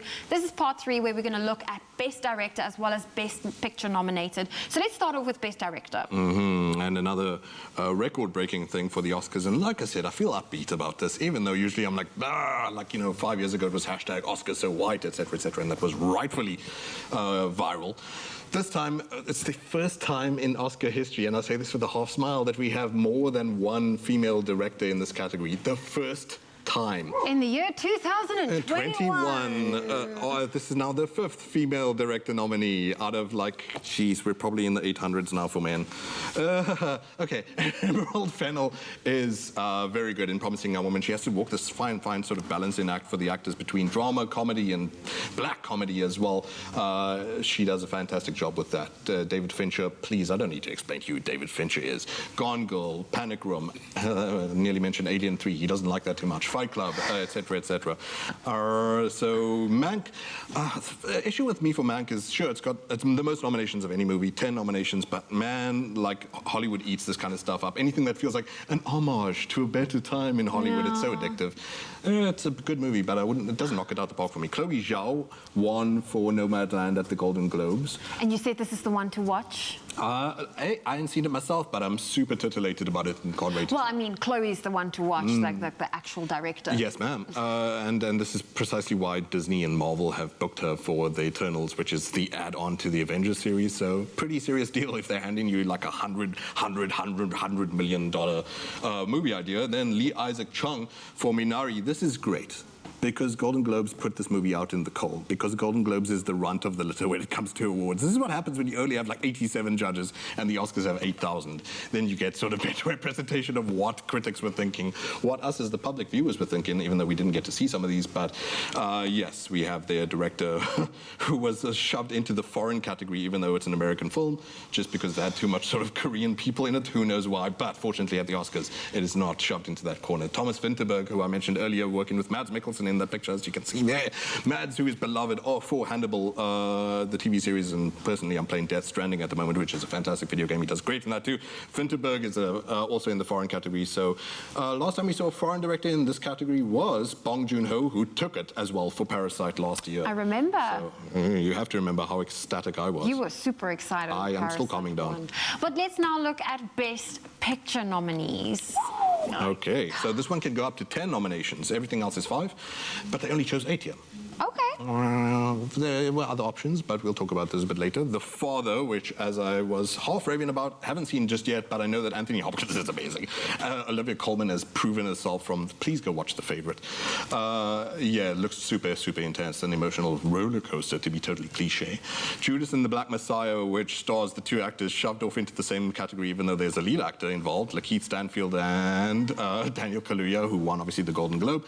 Mank, Gary Oldman is leading that, David Fincher directing that, Amanda Seyfried also nominated for supporting actress, and 10 other nominations, including screenplay, quite a bit, cinematographer, etc., etc. That's Eric Messerschmidt. And Minari, which is great to see, as I said already. Nice to see, and maybe this is thanks, you don't really want to use that word, but to the difficult time that we had last year, that the smaller movies get some sort of notice. Not everything has to be, you know, meteorites falling from the sky. Sometimes just big budgets, the small ones. Cozy family drama hits the spot too, and Minari definitely deserves its spot there. Okay. The second part of the Best Picture categories are... Let's take a look at those. Yes, Nomadland obviously has to make its appearance. So, by the way, I said Mank has 10 nominations. All the others, aside from Promising Young Woman, have 6 nominations. Promising Young Woman has 5. So this is pretty... This is a strong category. Yeah, of course. And the options were pretty thin. So you wonder, like, you know, could they have chosen 2 more movies? Absolutely. Maybe The Five Bloods and maybe... But if things would have been obvious, they wouldn't stand a chance. Who knows, eh? I mean, so unpredictable given that this is so divergent from Golden Globes as usual. Then, so Promising Young Woman, like I said before, just an excellent balancing act between trying to tell this really traumatic story, a comedic story, a romantic story, as well as this bloody, dark revenge story. Sound of Metal, which, like I said, is a movie I'm going to totally chunk for. Riz Ahmed, who I will stand in whatever he does. And finally, The Trial of the Chicago 7, starring Borat. Sacha Baron Cohen and directed by Aaron Sorkin, who doesn't get the director nod, but did get for screenplay. Amazing. Should we quickly look at the award season scorecard? Yes, ma'am. So now that we've had nominations and we can tally Golden Globes, we can tally SAGs, we can tally BAFTAs, and finally tally the Oscars, and this is what it's looking like. Mank is leading the pack. Leading again. 23, outstripping by quite a bit. Those tied for second, Nomadland and The Father, and then third place, Trial of Chicago 7, and tied for fourth is Minari and Promising Young Woman. Pretty tight sort of grouping. After that, you have people with... So it's unfortunately not so top-heavy. Like last year, Parasite was waving from up on high at the person coming second. It was quite a sort of embarrassing, like, outstripping of the other movies. But it's just quite a tight grouping, and it's a pleasant surprise, given that we thought we'd be totally, like, off in the wilderness with quality movies to see after this difficulty that the planet went through. But great options from the Oscars this year. Awesome. Well, JP Sebastian, thank you so much for joining us this morning, bringing us all of the Oscar nominees that you needed to know. And of course, we also have a South African documentary that we celebrated throughout the news. Absolutely. My Octopus Teacher yes, that got nominated. So we will be keeping you up to date with all of the awards right here on your Feel Good Breakfast Show. With award seasons comes movies, of course, and we asked you on our social media today, if you could be in one movie, which movie would it be? We obviously got riled comments already coming through with his photo. Nick, let's see what you had to say on social media. So we got Colleen Kinshella saying, good morning, family. I would go with Black Panther. Love the movie. I don't think anybody doesn't love that movie. It's a brilliant choice. I think everyone wants to be in it as well. Nikiwe Mayeni says, good morning, family. It would be The Karate Kid. Growing up, everybody wax on, wax off, Daniel-san. I definitely feel like you are finding your calling today. This is it. This is where you... I think this is my kind of day, yeah. Can someone just pick him up, please? He can be in another movie because we need to see Ryan. I have another movie idea for you and I. You could be my Bond girl. What about that, eh? Yeah, it says Bond. Back to the people, Jamie, of course. We're getting carried away. There's more people. But Funky Mona Ring says A Snake in the Plane. This movie's still my favorite. Good morning. What was that? Oh, that was Samuel on Snakes on a Plane. Yeah. The most randomest movie ever. But why would you want to be in that movie, though? And then Lehol Non Lo. Kathleen Motsei says, good morning, my family. If I could be in a movie, it will have to be Fast and the Furious, because why? I love driving in speed. Now, I cannot say that I would disagree with that one, especially seeing that there are like 20 of them right now. Like 8. 8. Do not be. But do let us know, Expresso Morning Show, SABC3. We're still connecting with you. We'll see you in just a moment. You're so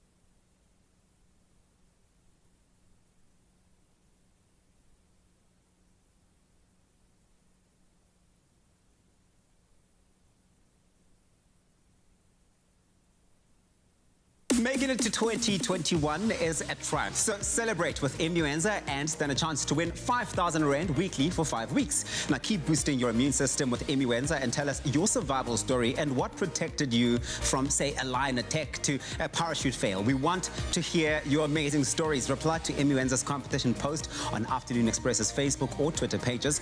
And note that this competition runs until midnight, the 17th of March 2021. T's and C's can be found on afternoonexpress.co.za. It's my feel-good breakfast show.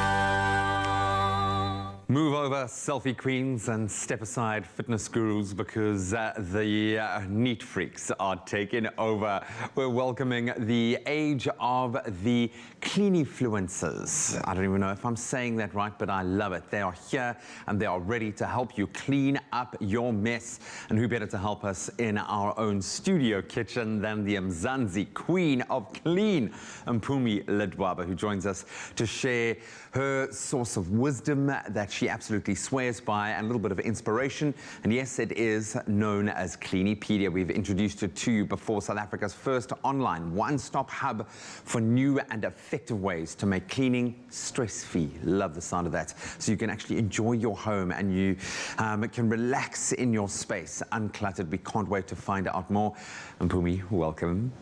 So good to have you here. Thank you. The place is looking quite clean now. But Yeah. It might get a little bit dirty because we're going to get busy in just a moment. Yeah. We've been introduced to the concept of Cleanipedia and love it. I'm one of those. I'm an emotional cleaner. I come from Okay. a family of cleaners. Really? When I'm stressed, I'll find myself suddenly like doing dishes or doing laundry, and Yeah. that's just the way that I operate. For you, being who you are, why was it such a good fit, and why did you find this kind of emotional home in Cleanipedia? What was the click there for you? Well, initially I also grew up in a very clean home. Like my mom was like hectic on cleaning. Like yeah, like a freak like that. And then when I got married, I just had to keep going to her. Mom, what do I do for this? If this stain, what do I do? And then when Cleanipedia came along, I was just like, actually, now I don't have to call my mom anymore. Now she's the one who calls me. She's like, what's that size again? What do we do again? So it made so much sense. And I've got kids. I've got a big home. I love hosting. So it makes so much sense. Yeah, I've got a 4-year-old and a 1-year-old. And my 1-year-old, I think she delights in putting food on herself just to freak me out because she understands. On my couch, I have a white couch. Don't ask me why, but I've got a white couch. It's got berries all over. What would you say are the benefits to bringing that kind of calm and that cleanliness to your kitchen space specifically?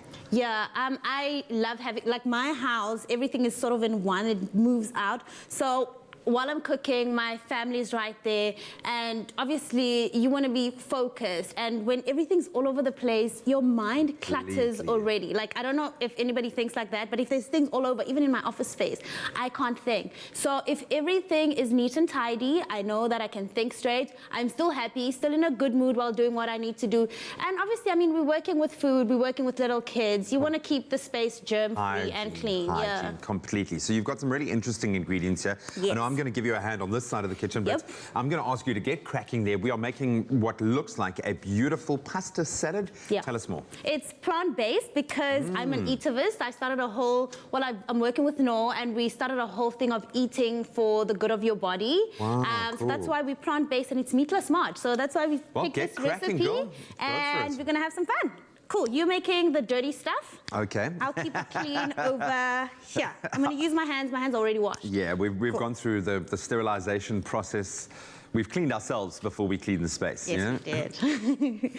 Cool. Okay, so what's going on there? So now I'm going to add some tomatoes, cherry tomatoes, which are already chopped for me because everyone here is so lovely. You want to add everything in quite slowly so that it doesn't mash up and end up looking nasty. Then we've got some diced cucumbers over here. We're going to add those in. Those always add such a nice and fresh flavor. I love this. I'm a big fan of the Greek salad vibe. That's my go-to. Always. I saw you eating already. You were like munching away. You've been like snacking a little bit. That's the one byproduct of this job, is that we have a very diverse and interesting breakfast. So olives are going in. Olives are going in. Yeah, I can see. Like, I was just looking at you in the corner. I'm just like, well, he's having a great time. Yeah, must be nice. Must be nice. That's one of the bonuses for the show. It's actually in my rider. I need to be able to eat the breakfast. And of course, you can find this ingenious recipe, this fresh, beautiful recipe on expressoshow.com. Is where we house all of our culinary delights. It smells so good. I love the red onion in a salad context. Yeah. It's slightly sweeter. I love that. It's actually the only onion I buy now. I used to buy the usual traditional one, but now I'm like hooked. Even for my cooking, everything, I just use the red onion. I don't know if it's allowed, but that's what I do. No, I love it. It's sweeter, it's beautiful. Do you want the cheese? I know it's plant-based cheese. It can be optional. I love the fact that we've got the option. So from a vegan perspective, if you are wanting to go more plant-based, there are so many options now. And in the cheese space, they really have come leaps and bounds. And this feta is actually made with coconut oil, which is ingenious. That's really cool. So while you put the finishing touches into your side of the salad, do you have some tips for us on the kitchen space, on keeping it clean? Well, most importantly, what's happening here is what I already do in my home. I chop everything, prepare it, and then put it nicely. And I love using pretty dishes because I think it also keeps the space looking aesthetically pleasing. What makes you happy while you're cooking? Yeah, it makes you really, really happy. And then I also make sure that while I'm cooking, I put things away. So you won't find 100 pots and 100 cans and 100 this. Oh, my fiance would love you want to keep it decluttered. You don't want to mess up the space. And then where's my other cleaning stuff? I'll show you a bit later. But you need a sponge. Every kitchen needs a sponge, but we know that they collect. That's what a sponge does. How you can keep that sponge clean is by just wetting it a little bit, putting it in the microwave for about 2 minutes, and then it cleans itself. Otherwise, you can just use your regular OG Sunlight liquid dishwashing liquid. You always have to have that. And then another really good hack, you know, when we just wipe down our cupboards, it's nice and all, but it doesn't get down to the germs. So we kind of need to sanitize our cupboards the same way we're sanitizing our hands. And how to make that, you can just have a spray of water, a bottle of water, and then you just mix in a little bit of Domestos, shake it up, and then you spray your counters. And then it's going to get into all the little nooks and crannies. Exactly. I love that. Kill the germs. Okay, so I'm going to quickly make our pesto here. So we've got our basil, we've got 2 cloves of garlic, we've got yeast flakes. Yeah. Which are going to add a nice, and I suppose that's a variant for like a cheese or something like that if you are going plant-based. 100%. Olive oil. Avo. And a little bit of lemon juice. Were we not supposed to add our pesto first? I will make it for you and you can throw it right in there. So we've got about a minute left here. Do you want to take us through any other ingenious hacks, ingenious tips that you use in the kitchen? Well, I think it's also quite important to get your family involved. I mean, with cleaning for a happier home, it's always nice to have everybody involved so that you're not feeling so stressed, that everyone's just chilling, but make it fun. I make it fun for my daughter. She's almost 3, she's inquisitive. Grab a chair, put her on, give her a clean cloth to just wipe up after you, to stir a little bit, and that's how we create a happy home. Because at the end of the day, we don't want to be fussing, is this clean, is this, and then everybody's unhappy. So when you involve everybody, make it a fun activity for your kids, then you know what, it's always nice. And also, how can I forget, you can never have a home without Handy Andy. Completely, yeah. And I like that. It's still that kind of idea of cleaning in them from a younger age. My fiance would love you. She would absolutely adore you. No, we're I gonna think get I along. drive her insane because I don't put things away and I don't, so I'm a bit of a clutter. I'm a hygiene freak, but a bit of a clutter. Are there any more demonstrations you want to show us? No, I think it's fine. This is pretty easy. I mean, with salads like this, you don't want to overthink it. You just add everything all at once. You can make it look cute and pleasing, but I'm going to pour this in. How beautiful is that? And that's very nice. It adds some color. It smells really good. This gives us some color. And then, you know, it's all in the plating. The plating is important for those aesthetics. And if you mess up, that's when... It's for the gram, girl. It's for the gram. It just kind of makes it look cool. Cool. On the cleaning side, any last tips that you want to leave with us? Do you want me to actually show you how to use the Domestos? Yeah, do it, girl. So can you open that for me? Okay. I'm going to grab some Domestos. I should probably just rinse my hands first. This isn't hand sanitizer as I thought it was earlier. Okay, this is a clean cloth. So you're just going to open that. Can you open that for me? My hands are slippery. Okay. You can just put a little bit. You don't have to overthink it. There's no like hectic. That's okay. Perfect.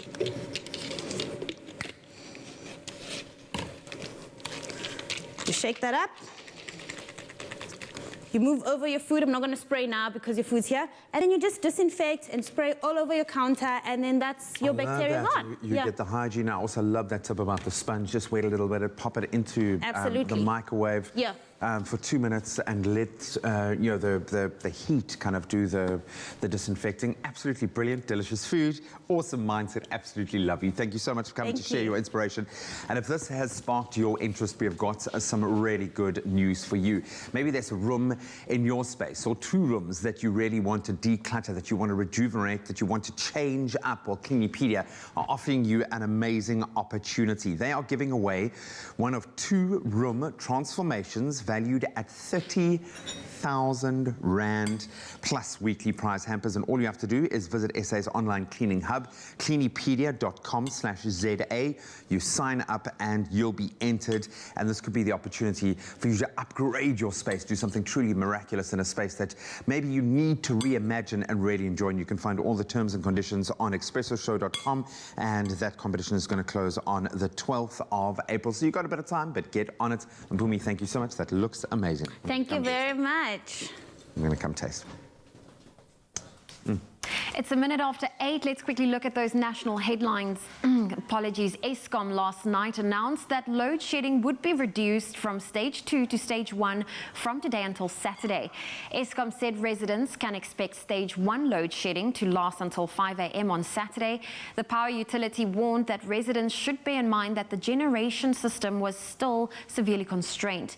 Eskom said it would continue to implement reliability maintenance during this period, and as such, the system would continue to be constrained, with the possibility of load shedding remaining elevated.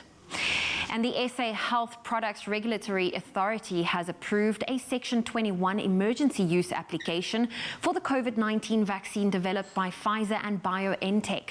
SAPRA said the approval was subject to further efficacy and safety surveillance of the vaccine.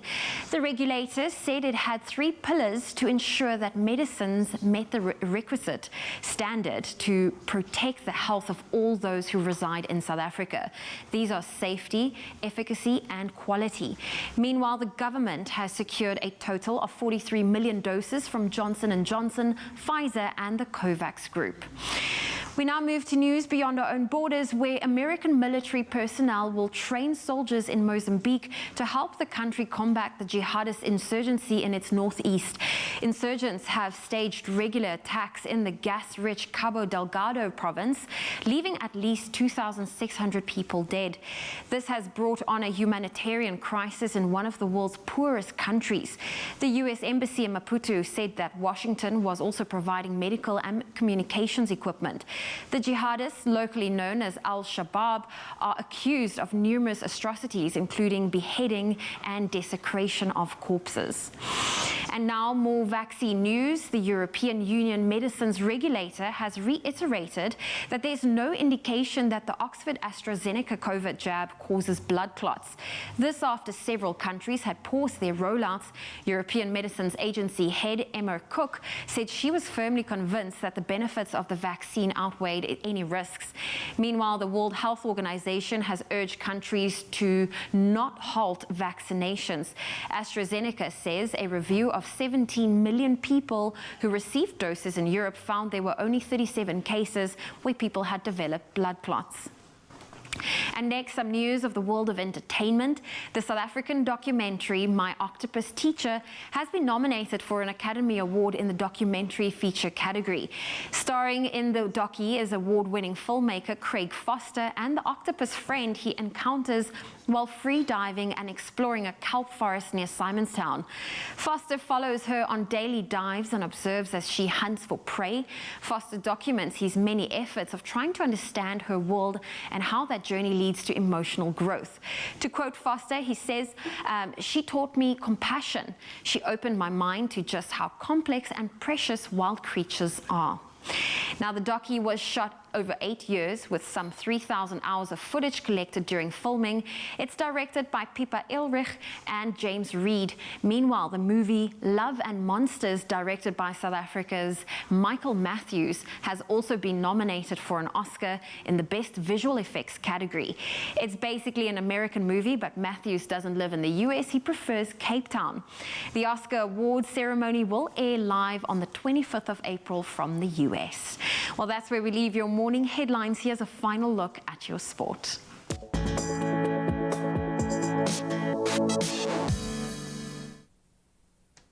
Thanks so much. So let's start with cricket news. Cricket South Africa yesterday announced the Proteas men's and women's squad players to be awarded national contracts for the 2021-2022 season. So after consistent good performances, Lara Goodall has become the 15th player to be awarded a national contract in the women's team. And Heinrich Klaassen has received his maiden Proteas men's team contract. Now, getting back to the action on the field, the Titans, they took charge of their CSA 4-day match against the Lions at the new Wanderers Stadium in Johannesburg. Titans trailed the Lions' first innings total by 161 runs, but with 9 wickets still in hand. Stumps on day one also saw the Cape Cobras trailing the Knights by 97 runs with 9 wickets remaining. That's at Newlands down in Cape Town, and the Dolphins trailing the Warriors by 57 runs with 8 wickets remaining at St. George's Park in Gqeberha. All the cricketing action will continue at 10 a.m. today. Well, plenty of footballing action to sink our teeth into last night in the CAF Champions League. League last night, Mamelodi Sundowns continued to march on, securing a top spot in Group B after recording a 1-0 win over Congolese club TP Mazembe. That was at Loftus in Pretoria. Lebogang Mapue scoring the only goal of the match to make it 4 wins in 4 matches in the group for the Brazilians. Still no win for Kaizer Chiefs, though. They were held to a goalless draw against Angolan club Petro de Luanda in their Group C match playing out in Angola. Then moving to Europe, Manchester City beat Borussia Mönchengladbach 2-0 at the Puskas Arena in the UEFA Champions League round of 16 second leg tie. Early goals by Kevin De Bruyne and the man of the moment this season, Ilkay Gundogan, sealing the win for City, who advanced to the competition quarterfinals. Other results from last night: Karim Benzema, Sergio Ramos and Marco Asensio. They all guided Spanish giants Real Madrid to an impressive 3-1 win over Atalanta in Madrid to advance to the quarterfinals as well. Then tonight, it's the turn of Premier League outfit Chelsea as they take on Atletico Madrid, and then Bayern Munich, they face Lazio at 10 p.m. And then, of course, we can look forward to the Champions League quarter-final draw taking place this coming Friday. Well, that's a wrap of your sports for the midweek, and now time to take one last look at some of your beautiful sunrise pictures and the weather.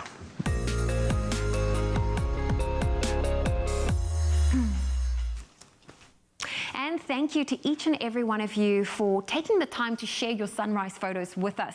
We're going to start off in KZN with Alison Champion Higgs from Pietermaritzburg and Andrew Harris from Belito, who shared this warm sunrise image. Then Mpho Kutswane sent through this image of clouds scattered across the Mahikeng skyline. And last but not least, Nancy Govender shared this moody start in her day in Pennington in KZN. Now, if you too would like to be featured in our sunrise segment, all you need to do is share your beautiful sunrise photos with us on the Expresso Facebook page and also include your location. We wrap up your weather update for the morning with a shout out to our international viewers that are tuning in from San Francisco in California. It is known as a cultural, commercial and financial center of Northern California.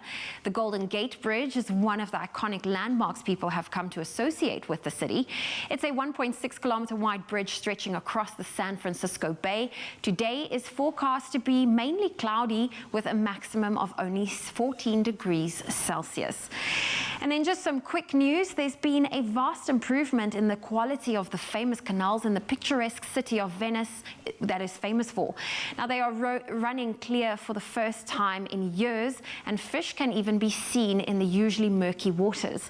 The coronavirus lockdown has left streets deserted and brought about a drastic drop in pollution. Venice, a city with some 500,000 inhabitants, usually receives 27 million visitors. But even if the canals are now clear for the first time in decades, Venice's existential and dangerous threat is climate change. Environmental groups remain mindful of climate change, a preview of which they saw in the dark and churning waters of November, when extreme flooding and high tides swamped Venice and reached a level a few scant centimeters below the legendary 1966 floods. If the world carbon footprint can't be reduced, sea level rise is most likely to inundate Venice by the year 2100. That's where we leave your international news for now. Let's quickly look at your temperatures. For in Polokwane, a low of 16 with a high of 27 can be expected for today. Mpumbela 20 with a high of 29. Partly sunny in Pretoria today with a high of 28. Johannesburg 16 reaching a high of 26. Mahikeng partly cloudy with a high of 27. Klerksdorp 15, 26. If you're in Kimberley, expect a low of 15, a high of 27. Bloemfontein 12 reaching a high of 26. Richards Bay thunder showers can be expected, 21 with a high of 30. Pietermaritzburg 18 reaching a high of 26. It's partly cloudy in Durban today, 23 with a high of 28. Thunder showers in Mthatha today, 15 reaching a high of 23. Rain in East London, 19, 23. Sunny, Cradock 13 reaching a high of 27. If you're in Kabeja today, 19 is your low, 23 your high. Partly cloudy conditions in George today, 15 reaching a high of 22. Sunny in Cape Town, 16, 26. Worcester 14 reaching a high of 30.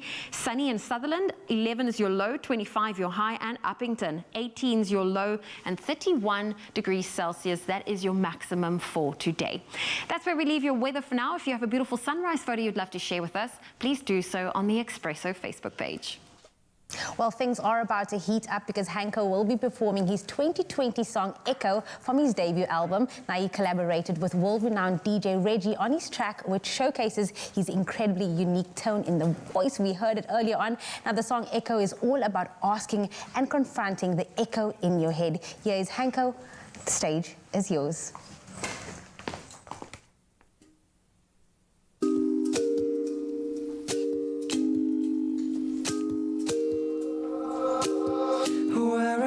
I can hear your voice fade. My own words bouncing right back into me. I'm tired of these reflections in my mind. The noise in silence keeps me up at night. Scream your name all night, but the only reply is an echo of me, an echo of me. Did I love you right? 'Cause the only reply is an echo of me, an echo of me. Echo, why are you coming back to me? Echo, it's not you I wanna hear. Echo, wanna hear our harmonies. Echo, echo. Without you, all my feelings are delayed. Miss the way that our hearts used to resonate. Hey, I'm tired of these reflections in my mind. The noise in silence keeps me up at night. Scream your name all night, but the only reply is an echo of me, an echo of me. Did I love you right? 'Cause the only reply is an echo of me, an echo of me. Echo, why are you coming back to me? Echo, it's not you I wanna hear. Echo, wanna hear our harmonies. Echo, echo. Echo, why are you coming back to me? Echo, it's not you I wanna hear. Echo, wanna hear our harmonies. Echo, echo.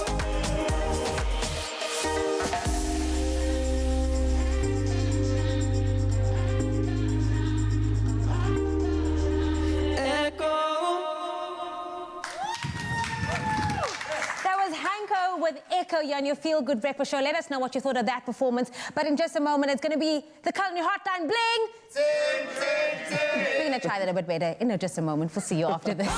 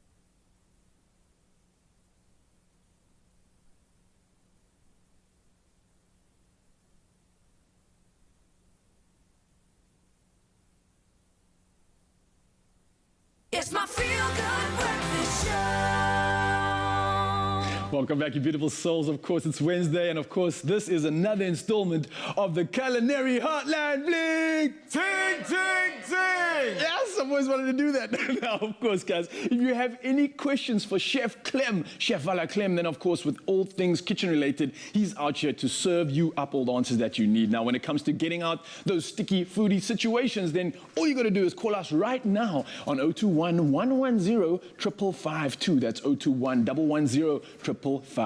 Now, this week is even more special because we are very pleased to have another Expresso viewer in the kitchen. Yes, she's been watching us all day and all week long, and I've thought, why not bring her in here for a live feed? So, without further ado, please can we all give a very warm Expresso welcome to Cheryl Phil Moulton! Step right up, Cheryl. Welcome to the Hotline Bling. Welcome to the hottest thing this week in the kitchen, right here on Expresso, of course. And my question is, what is your question for Chef Clem this morning? The question that I had was how to make mince pies that look as if I've done it, that I didn't just go to the shops and buy it. So hopefully the pastry will come out nicely, and I want to know how to do it. So you want to make mince pies like Chef Clem, basically? Absolutely. Oh, you see, now you set me up for failure for what I was about to say. What were you about to say? I order my mince pies from Auntie Dusmida. And then you put it in a plate and pretend you made it. All this time. Look, there's a secret to everyone's cooking. In a few weeks, we're actually going to make our own samosa pastry. But truth, I order my samosas and I order my mince pies, I order my spring rolls. It's a Cape Town thing. Okay, well, it's a Cape Town thing. But we can make it. Cheryl and I are planning for some epic guests. The shops aren't open, and we need to deliver. We need to impress. We need to do the things. It is such an easy thing to make because the puff pastry is already made for you. Okay. If you really dislike someone, ask them to go make puff pastry for you because that takes a day and a bit. So Willie's obviously have puff pastry made for us already. I'm going to ask you if you can open it up and just roll it out for us. You're going to cut out your rounds. Let me move the Hotline Bling phone out the way for you. You're going to use a cookie cutter or a ring cutter. This is going to give you that shape, the signature shape that you need. And then super, super simple. The one thing about puff pastry I feel like people get wrong a lot is they take it out and they're like, I need my puff pastry, but now it's frozen. And they put it in the microwave. Oh, yes. Okay. I know that. It is the worst thing to do ever. Rather, because remember there's layers of of dough and butter in there. Okay. If you put it in the microwave, that butter starts melting and it just seeps right out. And when you use it, it turns into one little biscuit, which you don't want. So butter thaws out very quickly. So I always take mine out 45 minutes before I need it. And it actually thaws out in time. Okay. You got that. Okay. We got this. I'm going to do that. Raul, it's your first time. time. Am I doing this? You're doing it. This is you. This is you. And Raul's your assistant chef. Raul's your first time in the kitchen for Culinary Hotline. Yes. You do know that the viewers can ask you questions, but because they ask me food questions, they can ask you any personal life questions. Oh wow! All right. Be kind. No, don't do that to Raul. No, don't do that. Okay. I'm going to start on the filling, and you can make it spicy or you can make it. I don't want to say plain. But you know what I mean? It's spiced, not spicy. And the reason for that is when you get those mince pies, the best thing about them, besides the filling and the pastry, is the sauces you can have with them. The dania sauce. Oh, we spoke about that offline. Yes. The dania sauce is so good. So I like the fact that you get the base flavors out of this, the richness, and then you just pair all the sauces that you like and make it your own. That's when you take it, you order your 100 or 200 pies, and you make this amazing sauce, and you present it as if you've made it all. You make the amazing sauce, but you pour it out of a bottle. There we go. Oh, absolutely. I want to use them. Surely you're hanging around this guy's a bad influence. He's supposed to be teaching how to do this the right way. I'm teaching people how to just just win in the kitchen win in general. In the kitchen, I like that. Okay. You want me to just keep it as a rectangle? Keep it as a rectangle, and you can just add a little bit of flour to your surface so your dough doesn't stick to your pastry, doesn't stick to the surface. Yeah? Is that what I've been doing all this time? What have you been doing, my friend? I'm always trying to figure out why am I picking my dough off the table. I didn't use flour. Just a little bit of flour. That's all you need. Okay. Let me give some more on the pan. So I'm just browning off some onions. And we're going to go with the mince filling. Not mince pie like the ones that we love from Woolies for Christmas. Actual mince, like rinse your mince. Rinse your mince, most popular mince around of this month, of course. Although I must admit, I do that too. So we won't go there. But I'm just the cook-along has been great. I'll see you next week. I'm done. It's great. Chef Kim, the saga continues rinsing your mince. I'm just saying. It's fine. It's fine. So actually, Zoe's got some backup from Jan Hendrik. Oh, really? The brand master himself? She didn't tell me this. I found out that Jan Hendrik actually said sometimes he does rinse his mints. So Zoe is on cloud 9. She's floating because if Jan Hendrik rinses his mints, she's winning at life. So well done. Okay, guys, mints is right in front of me and I couldn't find it. Can I cut along? Yes, so you can cut up beautiful rounds for me. You can How also many get would your. you like? Let's just go with 6 for now. And then as you do that, remember 3 of them are going to be your bases and 3 of them are going to be the tops. Now your amazing chef on the side there, Chef Raul, you can actually spoon some of that filling, just a little bit, into the center of those rounds for me. Okay, so I'm going to be coming in on this side of the system. All right. There we go. Let me switch over here. Got your beautiful gold spoon, because it's your first time in the kitchen. Beautiful gold spoon. Ooh. And no, how can they be... Duty calls. Okay, go. Sorry, Do it. I need to step up. Okay. We've got a call on the line. Should I answer this clip? Do I just pick it up? Just be like, culinary hotline, Raul speaking, how may I take your order? Culinary hotline, bring Raul speaking, how can I take your order? Hello? Hello? Hi, good morning to you. Hello, good morning. How can I assist you? Yeah, look, I've got a question for Chef Clem. That him and she will actually busy baking my favorite mince pies. I've always tried it. Now I'm watching now this morning, and I just want to phone and just ask Chef Clem which puff pastry are they using, because I'm not too sure, because you get 2 different types. And my question to Chef this morning is to please tell us which puff pastry to buy from the shop, please. So which puff pastry are you using? And I'm assuming everybody's catching onto your tricks now, Clem. Where's the best one to buy? Where's the best place to buy it? Okay. You're not going to make it too. I'm trying to find out where are you? Cole, are you still on the line? I think I'm still here. Where are you from? East London. East London. Wow. Yes. Okay. Nice. Okay. Here's what I'm gonna do, right? Because I know all the aunties in Cape Town that make the most amazing pies. East London. Wonderful. I don't have any contacts, any plugins in from East London, so I'm gonna actually find out who in East London is making these amazing pies. But that's the first one we're gonna do for you. The second thing is I'm using the Willie's this puff pastry, the one that's in the roll. Okay. And then you get the second one, which is the all butter puff pastry, which you get in the sheets. Oh, wonderful. Okay. You can use either of them. Obviously the all butter one is just a lot more richer. So it's totally up to you. They work the same way. And Chef Clem says that you can pretend that you made it yourself. You can pretend that you made it yourself. We are going to find out. Actually, why are we even struggling? So if you're from East London and you're making amazing samosas, amazing mince pies, amazing spring rolls, get us on our Facebook. Let us know who you are. We want South Africa to find out where you are, because apparently East London needs more samosas, mince pies, and spring rolls. And we're here to serve, of course. Right, so we're running out of time, guys. I was distracted by the beautiful call. Thank you for that question. I need to fold these cups up, Clem. Okay, you do that. Can I just jump forward real quick, okay? One thing that you have to have in your beef mince pie is sago. Is it better to use sago or tapioca? Sago. Tapioca is a little bigger of a pull, and sago's kind of like a little accent, whereas tapioca would be too much in there. Okay. So you want sago and you want to soak your sago. I like quite a bit, but you can totally make it your own and decide how much you want in there. That's the sago in. I'm add a bit of water to it. So you also know the trick of having the sago in your mince pies. Raul, do you like your sago in your mince pies? I do love sago in my mince pies. Sago in anything, it's just adding that little pizzazz, that little comfort that we absolutely love, Clem. So that's a big yes for me. And I'm finished on my job over here. Okay. Boom. Okay. Raul's doing the things.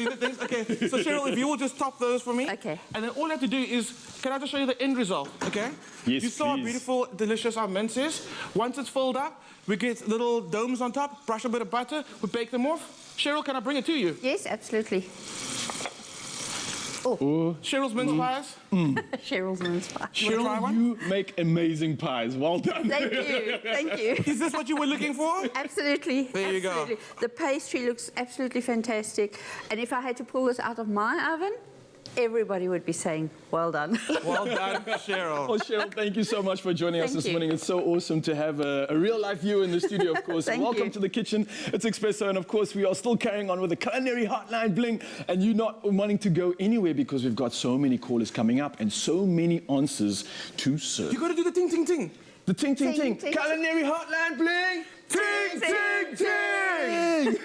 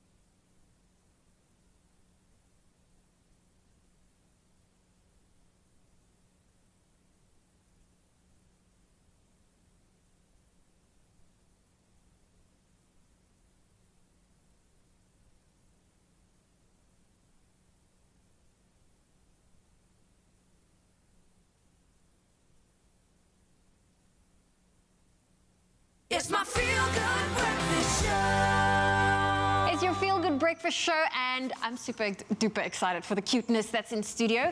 And when it comes to baby wipes, they are the ultimate mama and papa must-haves. It's perfect not only for tiny bottoms, but for cleaning dirty fingers, sticky faces, spilt milk, and for wiping away pretty much any mess that being a mom can throw your way. And today we are discussing that and so much more with Fatima Parouk, as well as Danny de Ruyt from Woolworths. And of course, they also have their cute little bubbas here. We have little Hassan and little Hudson. Good morning. Morning. Hi. Oh. You know, I've actually, sorry ladies, can I just address the elephant in the room? And I'm not talking about the toys. I've never seen Zoe like this ever. There's this giddiness. There's this thing she wants to hold each of the kids, you know, and can have turns with regard to that. I know you want to hold one. Aww. But Fatima, just to ask you, I mean, you have a 3-year-old as well as this incredible young man, 8 months old, is that correct? Yes. How has motherhood treated you thus far, especially with a new kid in the house? Well, they say the first 40 years of parenthood is the easiest. Hassan was actually born in June last year, so he's a lockdown baby. Yes, he knows. Yes, he knows. Quite a time. So everything was quite unpredictable and unknown, and all the mums who had babies last year, the birth plan was basically get through it. Yeah. That was it. Yeah. But he is absolutely adorable. And I know, Danny, this is your first baby. Yes. How's motherhood been for you on this journey? I think, yeah, very similar. Hudson is also a lockdown baby. So it's been really interesting, but again, just really precious being able to spend so much time with him. And yeah, being a first-time mom, it's a bit overwhelming at the best of times, but it's just, yeah, it's an incredible experience. And yeah, we're really blessed. So super happy. Lots of blessings, hey? And I can tell. I'm just letting you know, be careful. Zoe is going to pick up one of the kids before we wrap up with this conversation. Can you come at like 1 a.m.? That would be great. I'll volunteer my babysitting duties, no problem. She'd be the best, oh my word. But let's just focus for a second on, I mean, the great thing is that you guys literally have all the research you need in front of you to develop such incredible products, which is the best. And I'd just like to ask you a bit more about this new Woolworths baby wipes range. I know it looks great, the packaging's gorgeous. Just a bit more about this. Okay, so basically we understand how overwhelming motherhood and parenthood can be. So we wanted to just take one thing off your mind, and with regards to wipes, have you covered. As long as you have one stashed in every corner of your house, car and handbag, you should be fine. They are made for delicate baby skin. So the first and foremost thing, it protects baby skin. And it is made with bamboo fibers. So that's important because every small thing that we do. Yes. Yes, actually, I can't help but notice that Hassan's been smiling at Zoe. I think it's the bright lip. Hassan, do you... I think the question may have been posed to Hassan. Yes. I think that's actually what I was think saying. he's answering. So, as I was saying, yes. has to be the center of the show now. It's important that it's made with bamboo because Yes. every small thing that we do now makes a difference for their future. Very true. So the wipes are made with bamboo, it's made for baby skin, and it has no harsh chemicals. That's all. And I think that's what any mom wants when they are looking for a product. I mean, Danny, now the question I'm asking you is are these wipes also suitable for newborns? Because I know some newborn babies have all kinds of little ailments when it comes to their skins being so sensitive. Absolutely. My absolute favorite one is our 99% water wipe. And the great thing about it, it's made completely of water. So there's no harmful chemicals, nothing's been added to it. And when Hudson was born, he was a prem baby. So just really small and tiny and really, really delicate skin. And using the 99% water wipes was amazing and great for newborns too, which is awesome. That is amazing. Finally, I got a smile from Hudson. Day is made. This is great. This really is. Tough customer. I know. He warmed up. There we go. I'm getting smiles. And you said he's a prem baby. So what are some of your tips for them, especially with regard to not only their needs, but also for you as a mom to handle all of the things that comes with it? Coffee is a very I knew you would say that. And I think the other one is also just really having like your support system. At the end of the day, there's so many books and things telling you what to do. It can be really overwhelming, which is why Fatima and I really love these these wipes because we've literally done it for you. And it's just one less thing to think about. I love that you mentioned that because I'm looking at the packaging of these wipes. They're unbelievable. And I love the fact that, you know, they're easy to reseal. Let's talk a little bit about the ideas and thoughts that went into the packaging. Sure. So, Zoe, as you can see with the seal, it's completely been redesigned so that when mom only has one free hand, she can literally quickly pop it open, and it's great that it's resealable and keeps moisture in. So, Cole, as you can smell... I'm loving the smell of this. What flavor? Can I call it a flavor or a fragrance? A fragrance. So, that is the coconut one. Oh, and This particular variant is Hassan's favorite. So because he's a bit bigger now, this one has a lovely subtle fragrance and it's quite moisturizing. But there are wipes to suit all your needs. There's the water wipe, which is suitable for newborns and sensitive skin, and then various other fragrances. The other thing that we really are striving for and working towards at Woolworths is making sure that our packaging is sustainable. So all the wipes packaging is 100% recyclable. Hey! Yes! Good for the environment. Thank you. You care. And just to mention, there's no other wipes currently on the market that is recyclable. So first to market too. So there's a certain wipe test that I do in my home, and this is it though. And this one, you can see it's got a good, you know, firm type of feeling. So it's almost like a disposable cloth, which is wonderful. Ladies, do the babies actually approve? I just want to find out from them very quickly. What do you guys approve? What do you think? So what do you think? Yes, there's a smile. There's a smile. Is there a smile? You love it? Baby wipes for the win. And then Hassan, besides Zoe, do you approve on the wipes? Yes, it is indeed. Look at that. Oh, thank you. Thank you so much. Thanks, guys. We got claps. We got claps. There we go. There we go. Look at that. That is so cute. I'm telling you now, Zoe will pick up one of these kids by the end. This is, and the thing is, there's a great thing for you as well. We've got some great news. We're giving away Woolies Baby and Mommy Hamper to the value of 1,500 Rand. All you need to do is hop over to our competition post on the Expresso Facebook, Twitter, and Instagram pages and tell us which of the new Woolies Babies wipes you would like to try and why. Don't forget to include hashtag Woolies Babes. Competition closes at midnight tonight. T's and C's can be found on expressoshow.com. I'm still smelling this. The fragrance lasted. It did. It does. Okay, are you going to pick up a baby? Okay, I'm so happy. Just do it. There we go. Let me grab You that. have to ask the parent permission. Here we go. It's happening.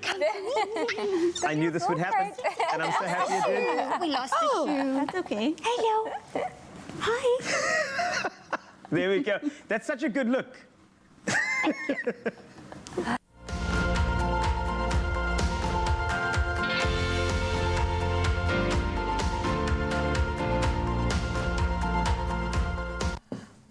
Does that not make you... My goodness, I miss my children so much right now. How gorgeous, how cute. Little dude has been flirting with Zoe that whole segment, man.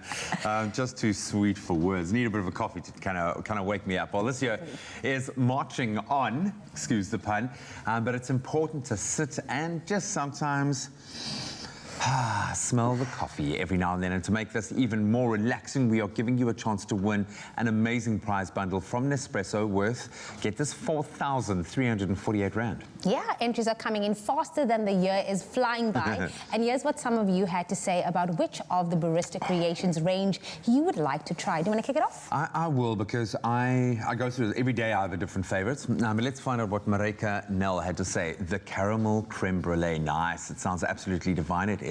It's our family's favorite desserts, and everything better is better with coffee. Hashtag Nespresso, Expresso. It is as delicious as the dessert. Definitely. We have Althea January saying, I would most certainly love to try the cocoa truffle. It's good. It will definitely tickle my taste buds because I love the taste of cocoa, and we do too. Hashtag Nespresso. And what I love about that cocoa truffle, it's not too sweet. It's just this beautifully balanced flavor. Then Rashma rather, Ramcharan saying, I can't wait to try the Skuru Barista Creation. I'm eager to test the strength of this roast, especially for my early morning marking sessions and when I'm burning the midnight oil. Hashtag teacher's job is never complete. You deserve it. You earned it. Hashtag Nespresso Expresso. Now, of course, remember, you still stand the chance to win that incredible prize bundle from Nespresso worth 4,348 Rand, which includes an Espresso Essenza mini bundle, 10 sleeves of of coffee, and a set of Origin Lungo cups. It can all be yours. Those Lungo cups are just so chic and beautiful. Simply reply to the competition post on Expresso's Facebook, our Twitter, or our Instagram pages, and tell us which of the Barista Creations range you want to try and why. And of course, remember to include that hashtag Nespresso Expresso. Competition closes on Sunday, the 21st of March at midnight, so enter now, get on it. But as always, you can find all the terms and conditions on expressoshow.com. All of them, all of them.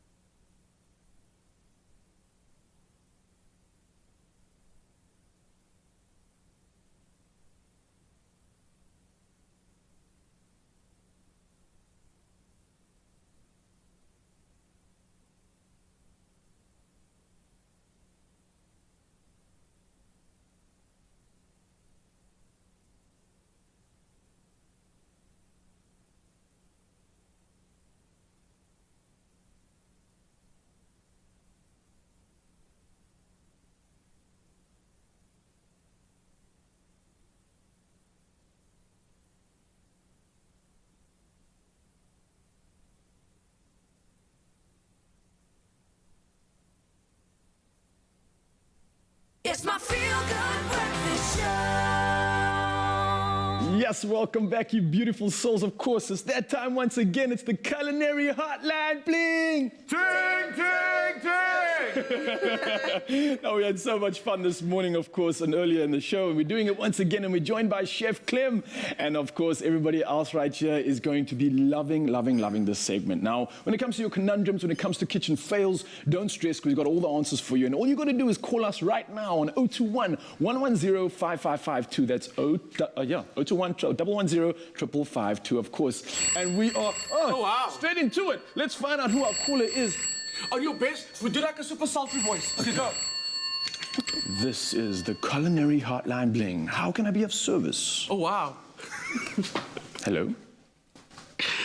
Hello? Good morning. Hi, good morning. Pam, how are you? I'm fine. How are you? Oh, even better now that I can hear you. What is your culinary hotline question for us this morning? We've got a beautiful panel out here. We've got Cheryl and Clem to answer your questions. What is it? Hi, I'd like to say morning to Clem, and I'd like to say morning to Cheryl. And I need to know from you, Clem, Chef Clem, when I'm making mince pies, I'm looking for the peppery taste. I'm not getting the taste I require. Am I using a compound or am I using a ground? Which is the better one? I like this question. Very peppery taste. So what, is it Pam, right? That's Pam. Yes, Clem, it's Pam. Pam's pepper conundrum, I got you. The thing about pepper, oh, I love people laughing at my jokes. Okay, so the thing about pepper is it's actually the most popular spice in the world, but I feel like people sometimes, they don't get the maximum use out of it because they just put pepper in the dish once and then they forget about it. Pepper's amazing in the fact that when you do a stew or you make that mince filling like we did, you'll actually add some pepper in the beginning, and that's going to kind of permeate through your mince mixture. Then what you want to do, you want to get that little sharp pepper hit at the end. Once your mince is completely cooked, you give it some more fresh black pepper. Cracked is always better because when you grind any spice ahead of time, it starts losing its intensity. If you can grind your pepper fresh, you're going to get the most flavor out of it. So here's my trick. Add your pepper while you're busy cooking your mince, and when everything's done cooking, add more pepper at the end, almost like a garnish, like a seasoning. That's going to give you that beautiful pepper flavor. Oh, absolutely. That's a brilliant idea. I never thought of that. Okay, that's great. Thank you so very much. Thank you, Pam. Thank you, Pam, for coming on the Hotline Bling. and serving us another conundrum there from Zanzi. Now, we're speaking about pastries. Obviously, everybody wants to know about pastries, and I've got another question that's come in, Clem. And this one is from Fatima Sheikh. She's such an avid viewer of the show, of course. Now, our question is, how do you, and can you please help me? I'm trying to make a rich short crust pastry for mince pies, just like the Woolies What pie. type of mince pie? Everybody's all about you know the what? fibers. 2021 is the year of mince. I'm telling you, it's the most versatile ingredient. Everybody loves it. And everybody wants a piece of the pie. Everybody wants a piece of that pie. So this is a good one. So short crust pastry, if you go to the Woolies Instagram account, you can see we actually did a beautiful galette in our kitchen craft series, and I made a sweet short crust pastry. Check that out there, and the website, the recipe is also on the website. Now I'm going to give you a different type of short crust pastry. One of my favorite type of pies, empanadas. Empanada, bring it on, yeah. Any Latin type of food, I'm there. So this is a very simple recipe to do. It's also short crust using a different technique. So it starts off with flour. And to the flour, we're going to add sugar. Even though it's a savory empanada, you add sugar, which is nice because you can then decide whether you want to make it savory or if you want to put some beautiful blueberries in there, do like a little sweet little empanada. It's such a forgiving recipe, and it lasts in your freezer for years. Ooh, as long as you wrap it properly, label it so you know when it was made. It'll last in the freezer for years. Okay, so what I'm going to do is sugar goes in. I'm going to add an egg yolk. That's where your richness comes from. Are you going to help me again with this? I will. I was about to ask you, have you made something like this before? No. Oh, wow, okay. But it's also one for the book that I can just pull out and say. There we go. And keep it in the fridge when the guests come over. I see. So same thing like you did with our puff pastry. You can flour your surface, and then I've got your rolling pin. You can roll it out for me. And this time, instead of using our ring cutter, we're going to use a saucer. And I'll show you why in a little bit. So egg yolk goes in, and then we're going to hit it with a little bit of butter. And we're going to kind of just like crumb the butter. The butter has to be chilled for this one. You're going to use your fingertips to kind of, you have to use your fingertips with it. Whenever you use pastry, heat is the enemy. You try to keep everything nice and chilled. So using your fingertips, crumble that flour into the butter. And as soon as you got that texture, I should have actually done this before I added the egg yolk. Note to self, next time. Okay? Things happen in the kitchen. Things happen. It's the hotline bling. We're allowed to fail here, so we are. the answers. So once you crumble that up into, you're gonna basically look for a texture like loose beach sand. Everybody in Joburg be like, yo, unfair. What are you talking about? Unfair. But basically just look for any like wet, loose sand. Okay. Once you get that texture, you add your water to it, and then it just comes together like magic. That's the dough that Cheryl's got in front of her. Super easy. Right, so that turns into this, right? That turns into that. Okay. So now, Cheryl, if you can take the saucer under our empanada mixture, and you're going to, in your home, when you need ring cutters or you need things to shape dough, before you go to the shop, look around your house, okay? I'm not going to go buy a massive ring cutter. I'm using a little saucer. So if you can put that down for me, and then you can trim around.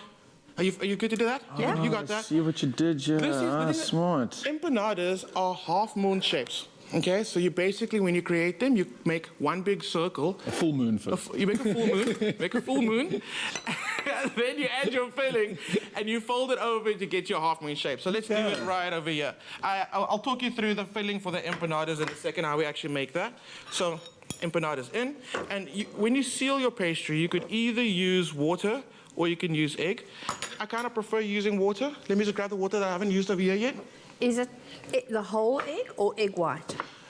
You can totally decide. But I always say, what are you going to do with the other egg that you separate? Because you use the egg yolk, gives you a nice gloss on the top. So what you can do, good one, let's talk about that. So if you separate your egg, use your egg white to seal the pastry, and then your egg yolk to brush over. Then you are using, I don't like recipes that say separate your eggs and then only use the yolks. I'm like, when are we going to use She's standing the there with this big meal and an egg yolk.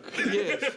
No, I like there we go. that. So a little bit of water. A question on the eggs. If you buy eggs and you have double yolks, and let's say the recipe calls for 4 eggs, so you've got 2 double yolks already. Is that your 4 eggs? Yes. Or is that, must you still add 2 other eggs? No, so if you get an egg and you get a double yolk in there, that's 2 yolks. So that's 2 eggs And you're lucky. And you're lucky, yeah.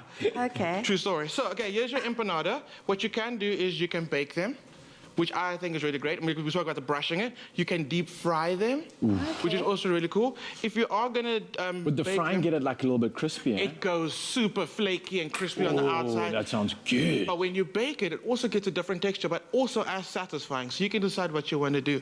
What I do is when I bake them, I make a little hole in them just to let some of that moisture out, so it does, your pastry doesn't pop, right? And then it goes into the oven, and it comes out looking like this beautiful creation over here. And the empanadas are great because it's, again, any food that you can hold in your hand and have another hand to do something with, tell someone off, I'm a big fan of. So that's really, really great. I love empanadas. And you got to try this recipe. It works so well with anything savory or anything sweet. Would you try this one? Absolutely. Right, okay. I'm ready. Have you got another question for me? We don't have another question, but I've got something even better than a question. Tell me. I've got a little gift. No, I thought, what? How cool is it? Guys, you didn't have to, man. Oh, So we've got a viewer in the show, of course, and I love it when we get to be live, and I love to say thank you for supporting the show. So we thought, with the help of Cleanopedia, we got you an awesome kitchen hamper to help out with all the cleanliness that you're going to be doing now that you're cooking all this magic that we've helped you with in our kitchen conundrum. Thank you very much. A small thank you from us at Expresso to say thank you for joining us this morning. Thank you. Thank you, Clem, for having me. Thank you. Great. It's lovely. Of course, Thank Nzanzi, you. that's our culinary hotline bring. It's always fun, it's always magic. And of course, keep calling in because Chef Clem has all the answers that we need. But I hope you've been served with everything that you need to entertain your guests and keep them thinking that you are that chef a la Clem that we all know you can be. Thank you. Our little ones, as we've proven on the show a little bit earlier, how gorgeous with those sweetie pies, but they are like the sun. They completely bring warmth, light, and happiness to our lives. I've been gushing over my own children recently, and we, of course, gave you guys at home the chance to win a Purity Junior hamper to the value of 500 Rand to help with your little ones' meal and snack times every step of the way. And our lucky winner has been chosen. Can I get a drum roll, please? Drum roll. Very big congratulations to Navashni Nolan. Good morning. Oh, well, there we go. Navashni said, we have made mealtime more fun by singing to my toddler while she eats. I also let her feed herself, even though most of it ends up on the floor. She is learning. Of course she is. Well, congratulations, Navashni. And we actually have her on the video call right now. Good morning. Good morning, Navashni. Navashni, just seeing your smile, that warms my heart. And I'm sure you have so many to share with us, so much to share with us. But what do you love the most about being a mom? And also, why is it so important for you to make sure that little Layla Grace always has the base? We have a picture of her on screen now. She's beautiful. Thank you. I'm just so grateful to be a mom, that God chose me to be a mom. And, well, the list is really long, so I'm going to keep it short. I love watching her discover new things and how her eyes light up. I love when she calls me mama, her kisses in the morning. When I smell her feet and say ew, and she wants me to do it over and over again. And basically just how nurturing and protective and strong I've become as a mom. I know it's amazing as a father to watch that transformation, and I can speak from experience. Having a little daughter, there's just nothing like it in the world. One big shared experience that you and I probably went through together is lockdown as a parent. How tough was that time for you, and what lessons have you taken out of that time with your gorgeous little daughter? Lockdown has definitely been hard on all of us, and I would say special moments with her and just spending time with her, that was really important. And life is short is such a cliche, but lockdown has really proven how true that statement is. And Navashni, I know having a little one is also very expensive. I mean, the cost of nappies. But now you've won yourself this Purity Junior hamper. And, you know, what does it mean for you to win a hamper like this? Well, like you said, babies are expensive, so winning this prize is really awesome.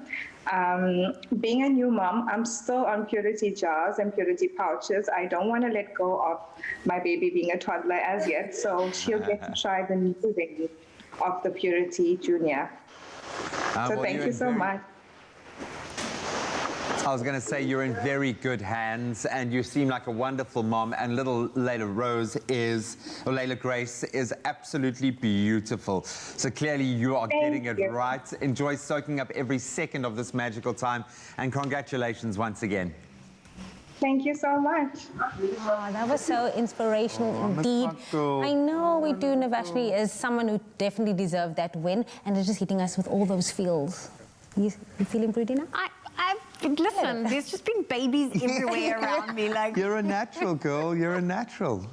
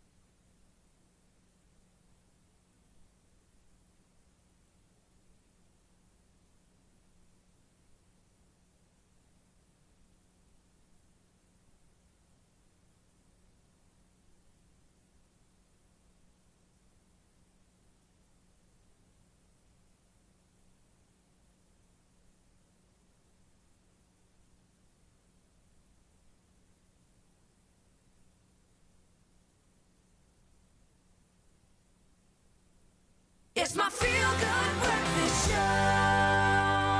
Welcome back to your Feel Good Breakfast Show. And look, myself and Hanko, we are matching today in our dark pants and cream-colored tops. Now, Hanko has been performing bringing us all of that feel-good music this morning throughout the show. And he's also been writing and performing throughout his childhood. And it definitely is a force to be reckoned with, especially on the South African music scene. Now, we can't wait to see what else has in store for him as the year heads ahead of us. And here to close off the show, let's please welcome Hanko with his last song for the morning, Tequila Girl. This is a good one. There we go. Come on.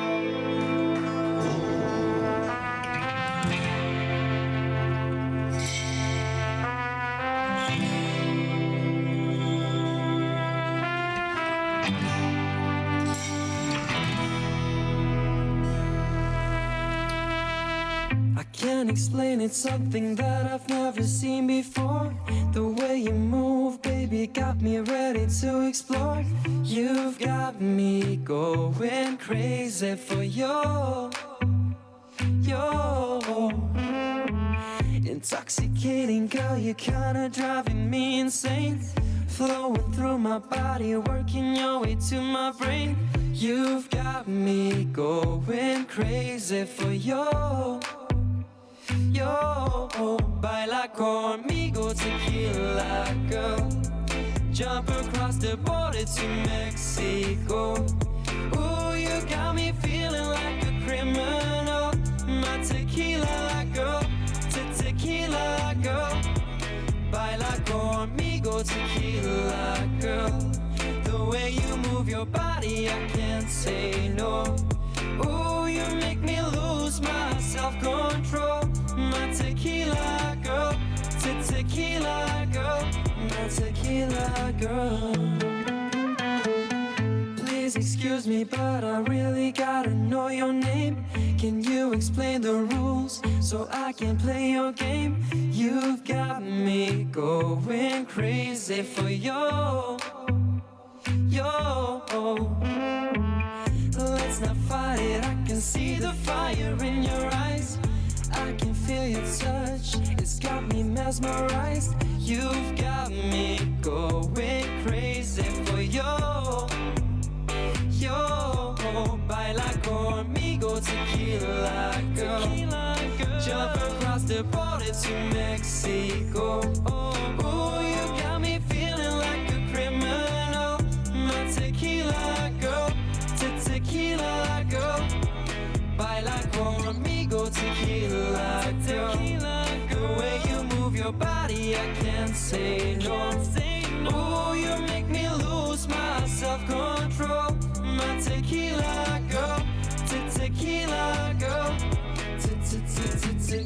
Tequila, tequila, girl. Tequila, tequila, girl. Ooh, you got me feeling like a criminal. My tequila girl, tequila girl, my tequila girl. Baila conmigo, oh, baila conmigo. Come dance with me now, babe, come dance with me now. Baila conmigo, oh, baila conmigo, oh. Oh, baila conmigo, tequila girl. Jump across the border to Mexico. Ooh, you got me feeling like a criminal. My tequila girl, tequila girl, my tequila girl. Yes, man.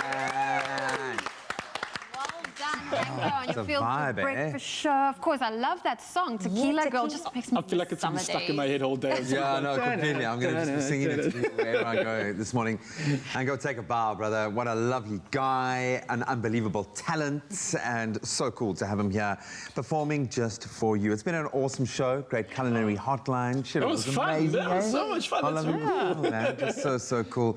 Some inspiration as well. So cool to see what people are doing in the world at the moment to inspire us. Really has been a great show. So thank you so much for joining us. Best part? The babies. Having babies and also meeting Caleb Swanepoel and Elijah. I went onto his Instagram now. Inspirational story. Yeah, really cool. Went onto his Instagram. I suggest you do the same. Go and help him support Elijah, another amputee that really does deserve every opportunity. But we'll see you again bright and early tomorrow morning.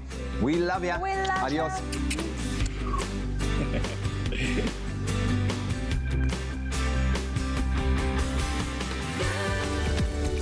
Make the most of glorious summer with your picnic favorites. Made with love by Clover. Another feel-good production.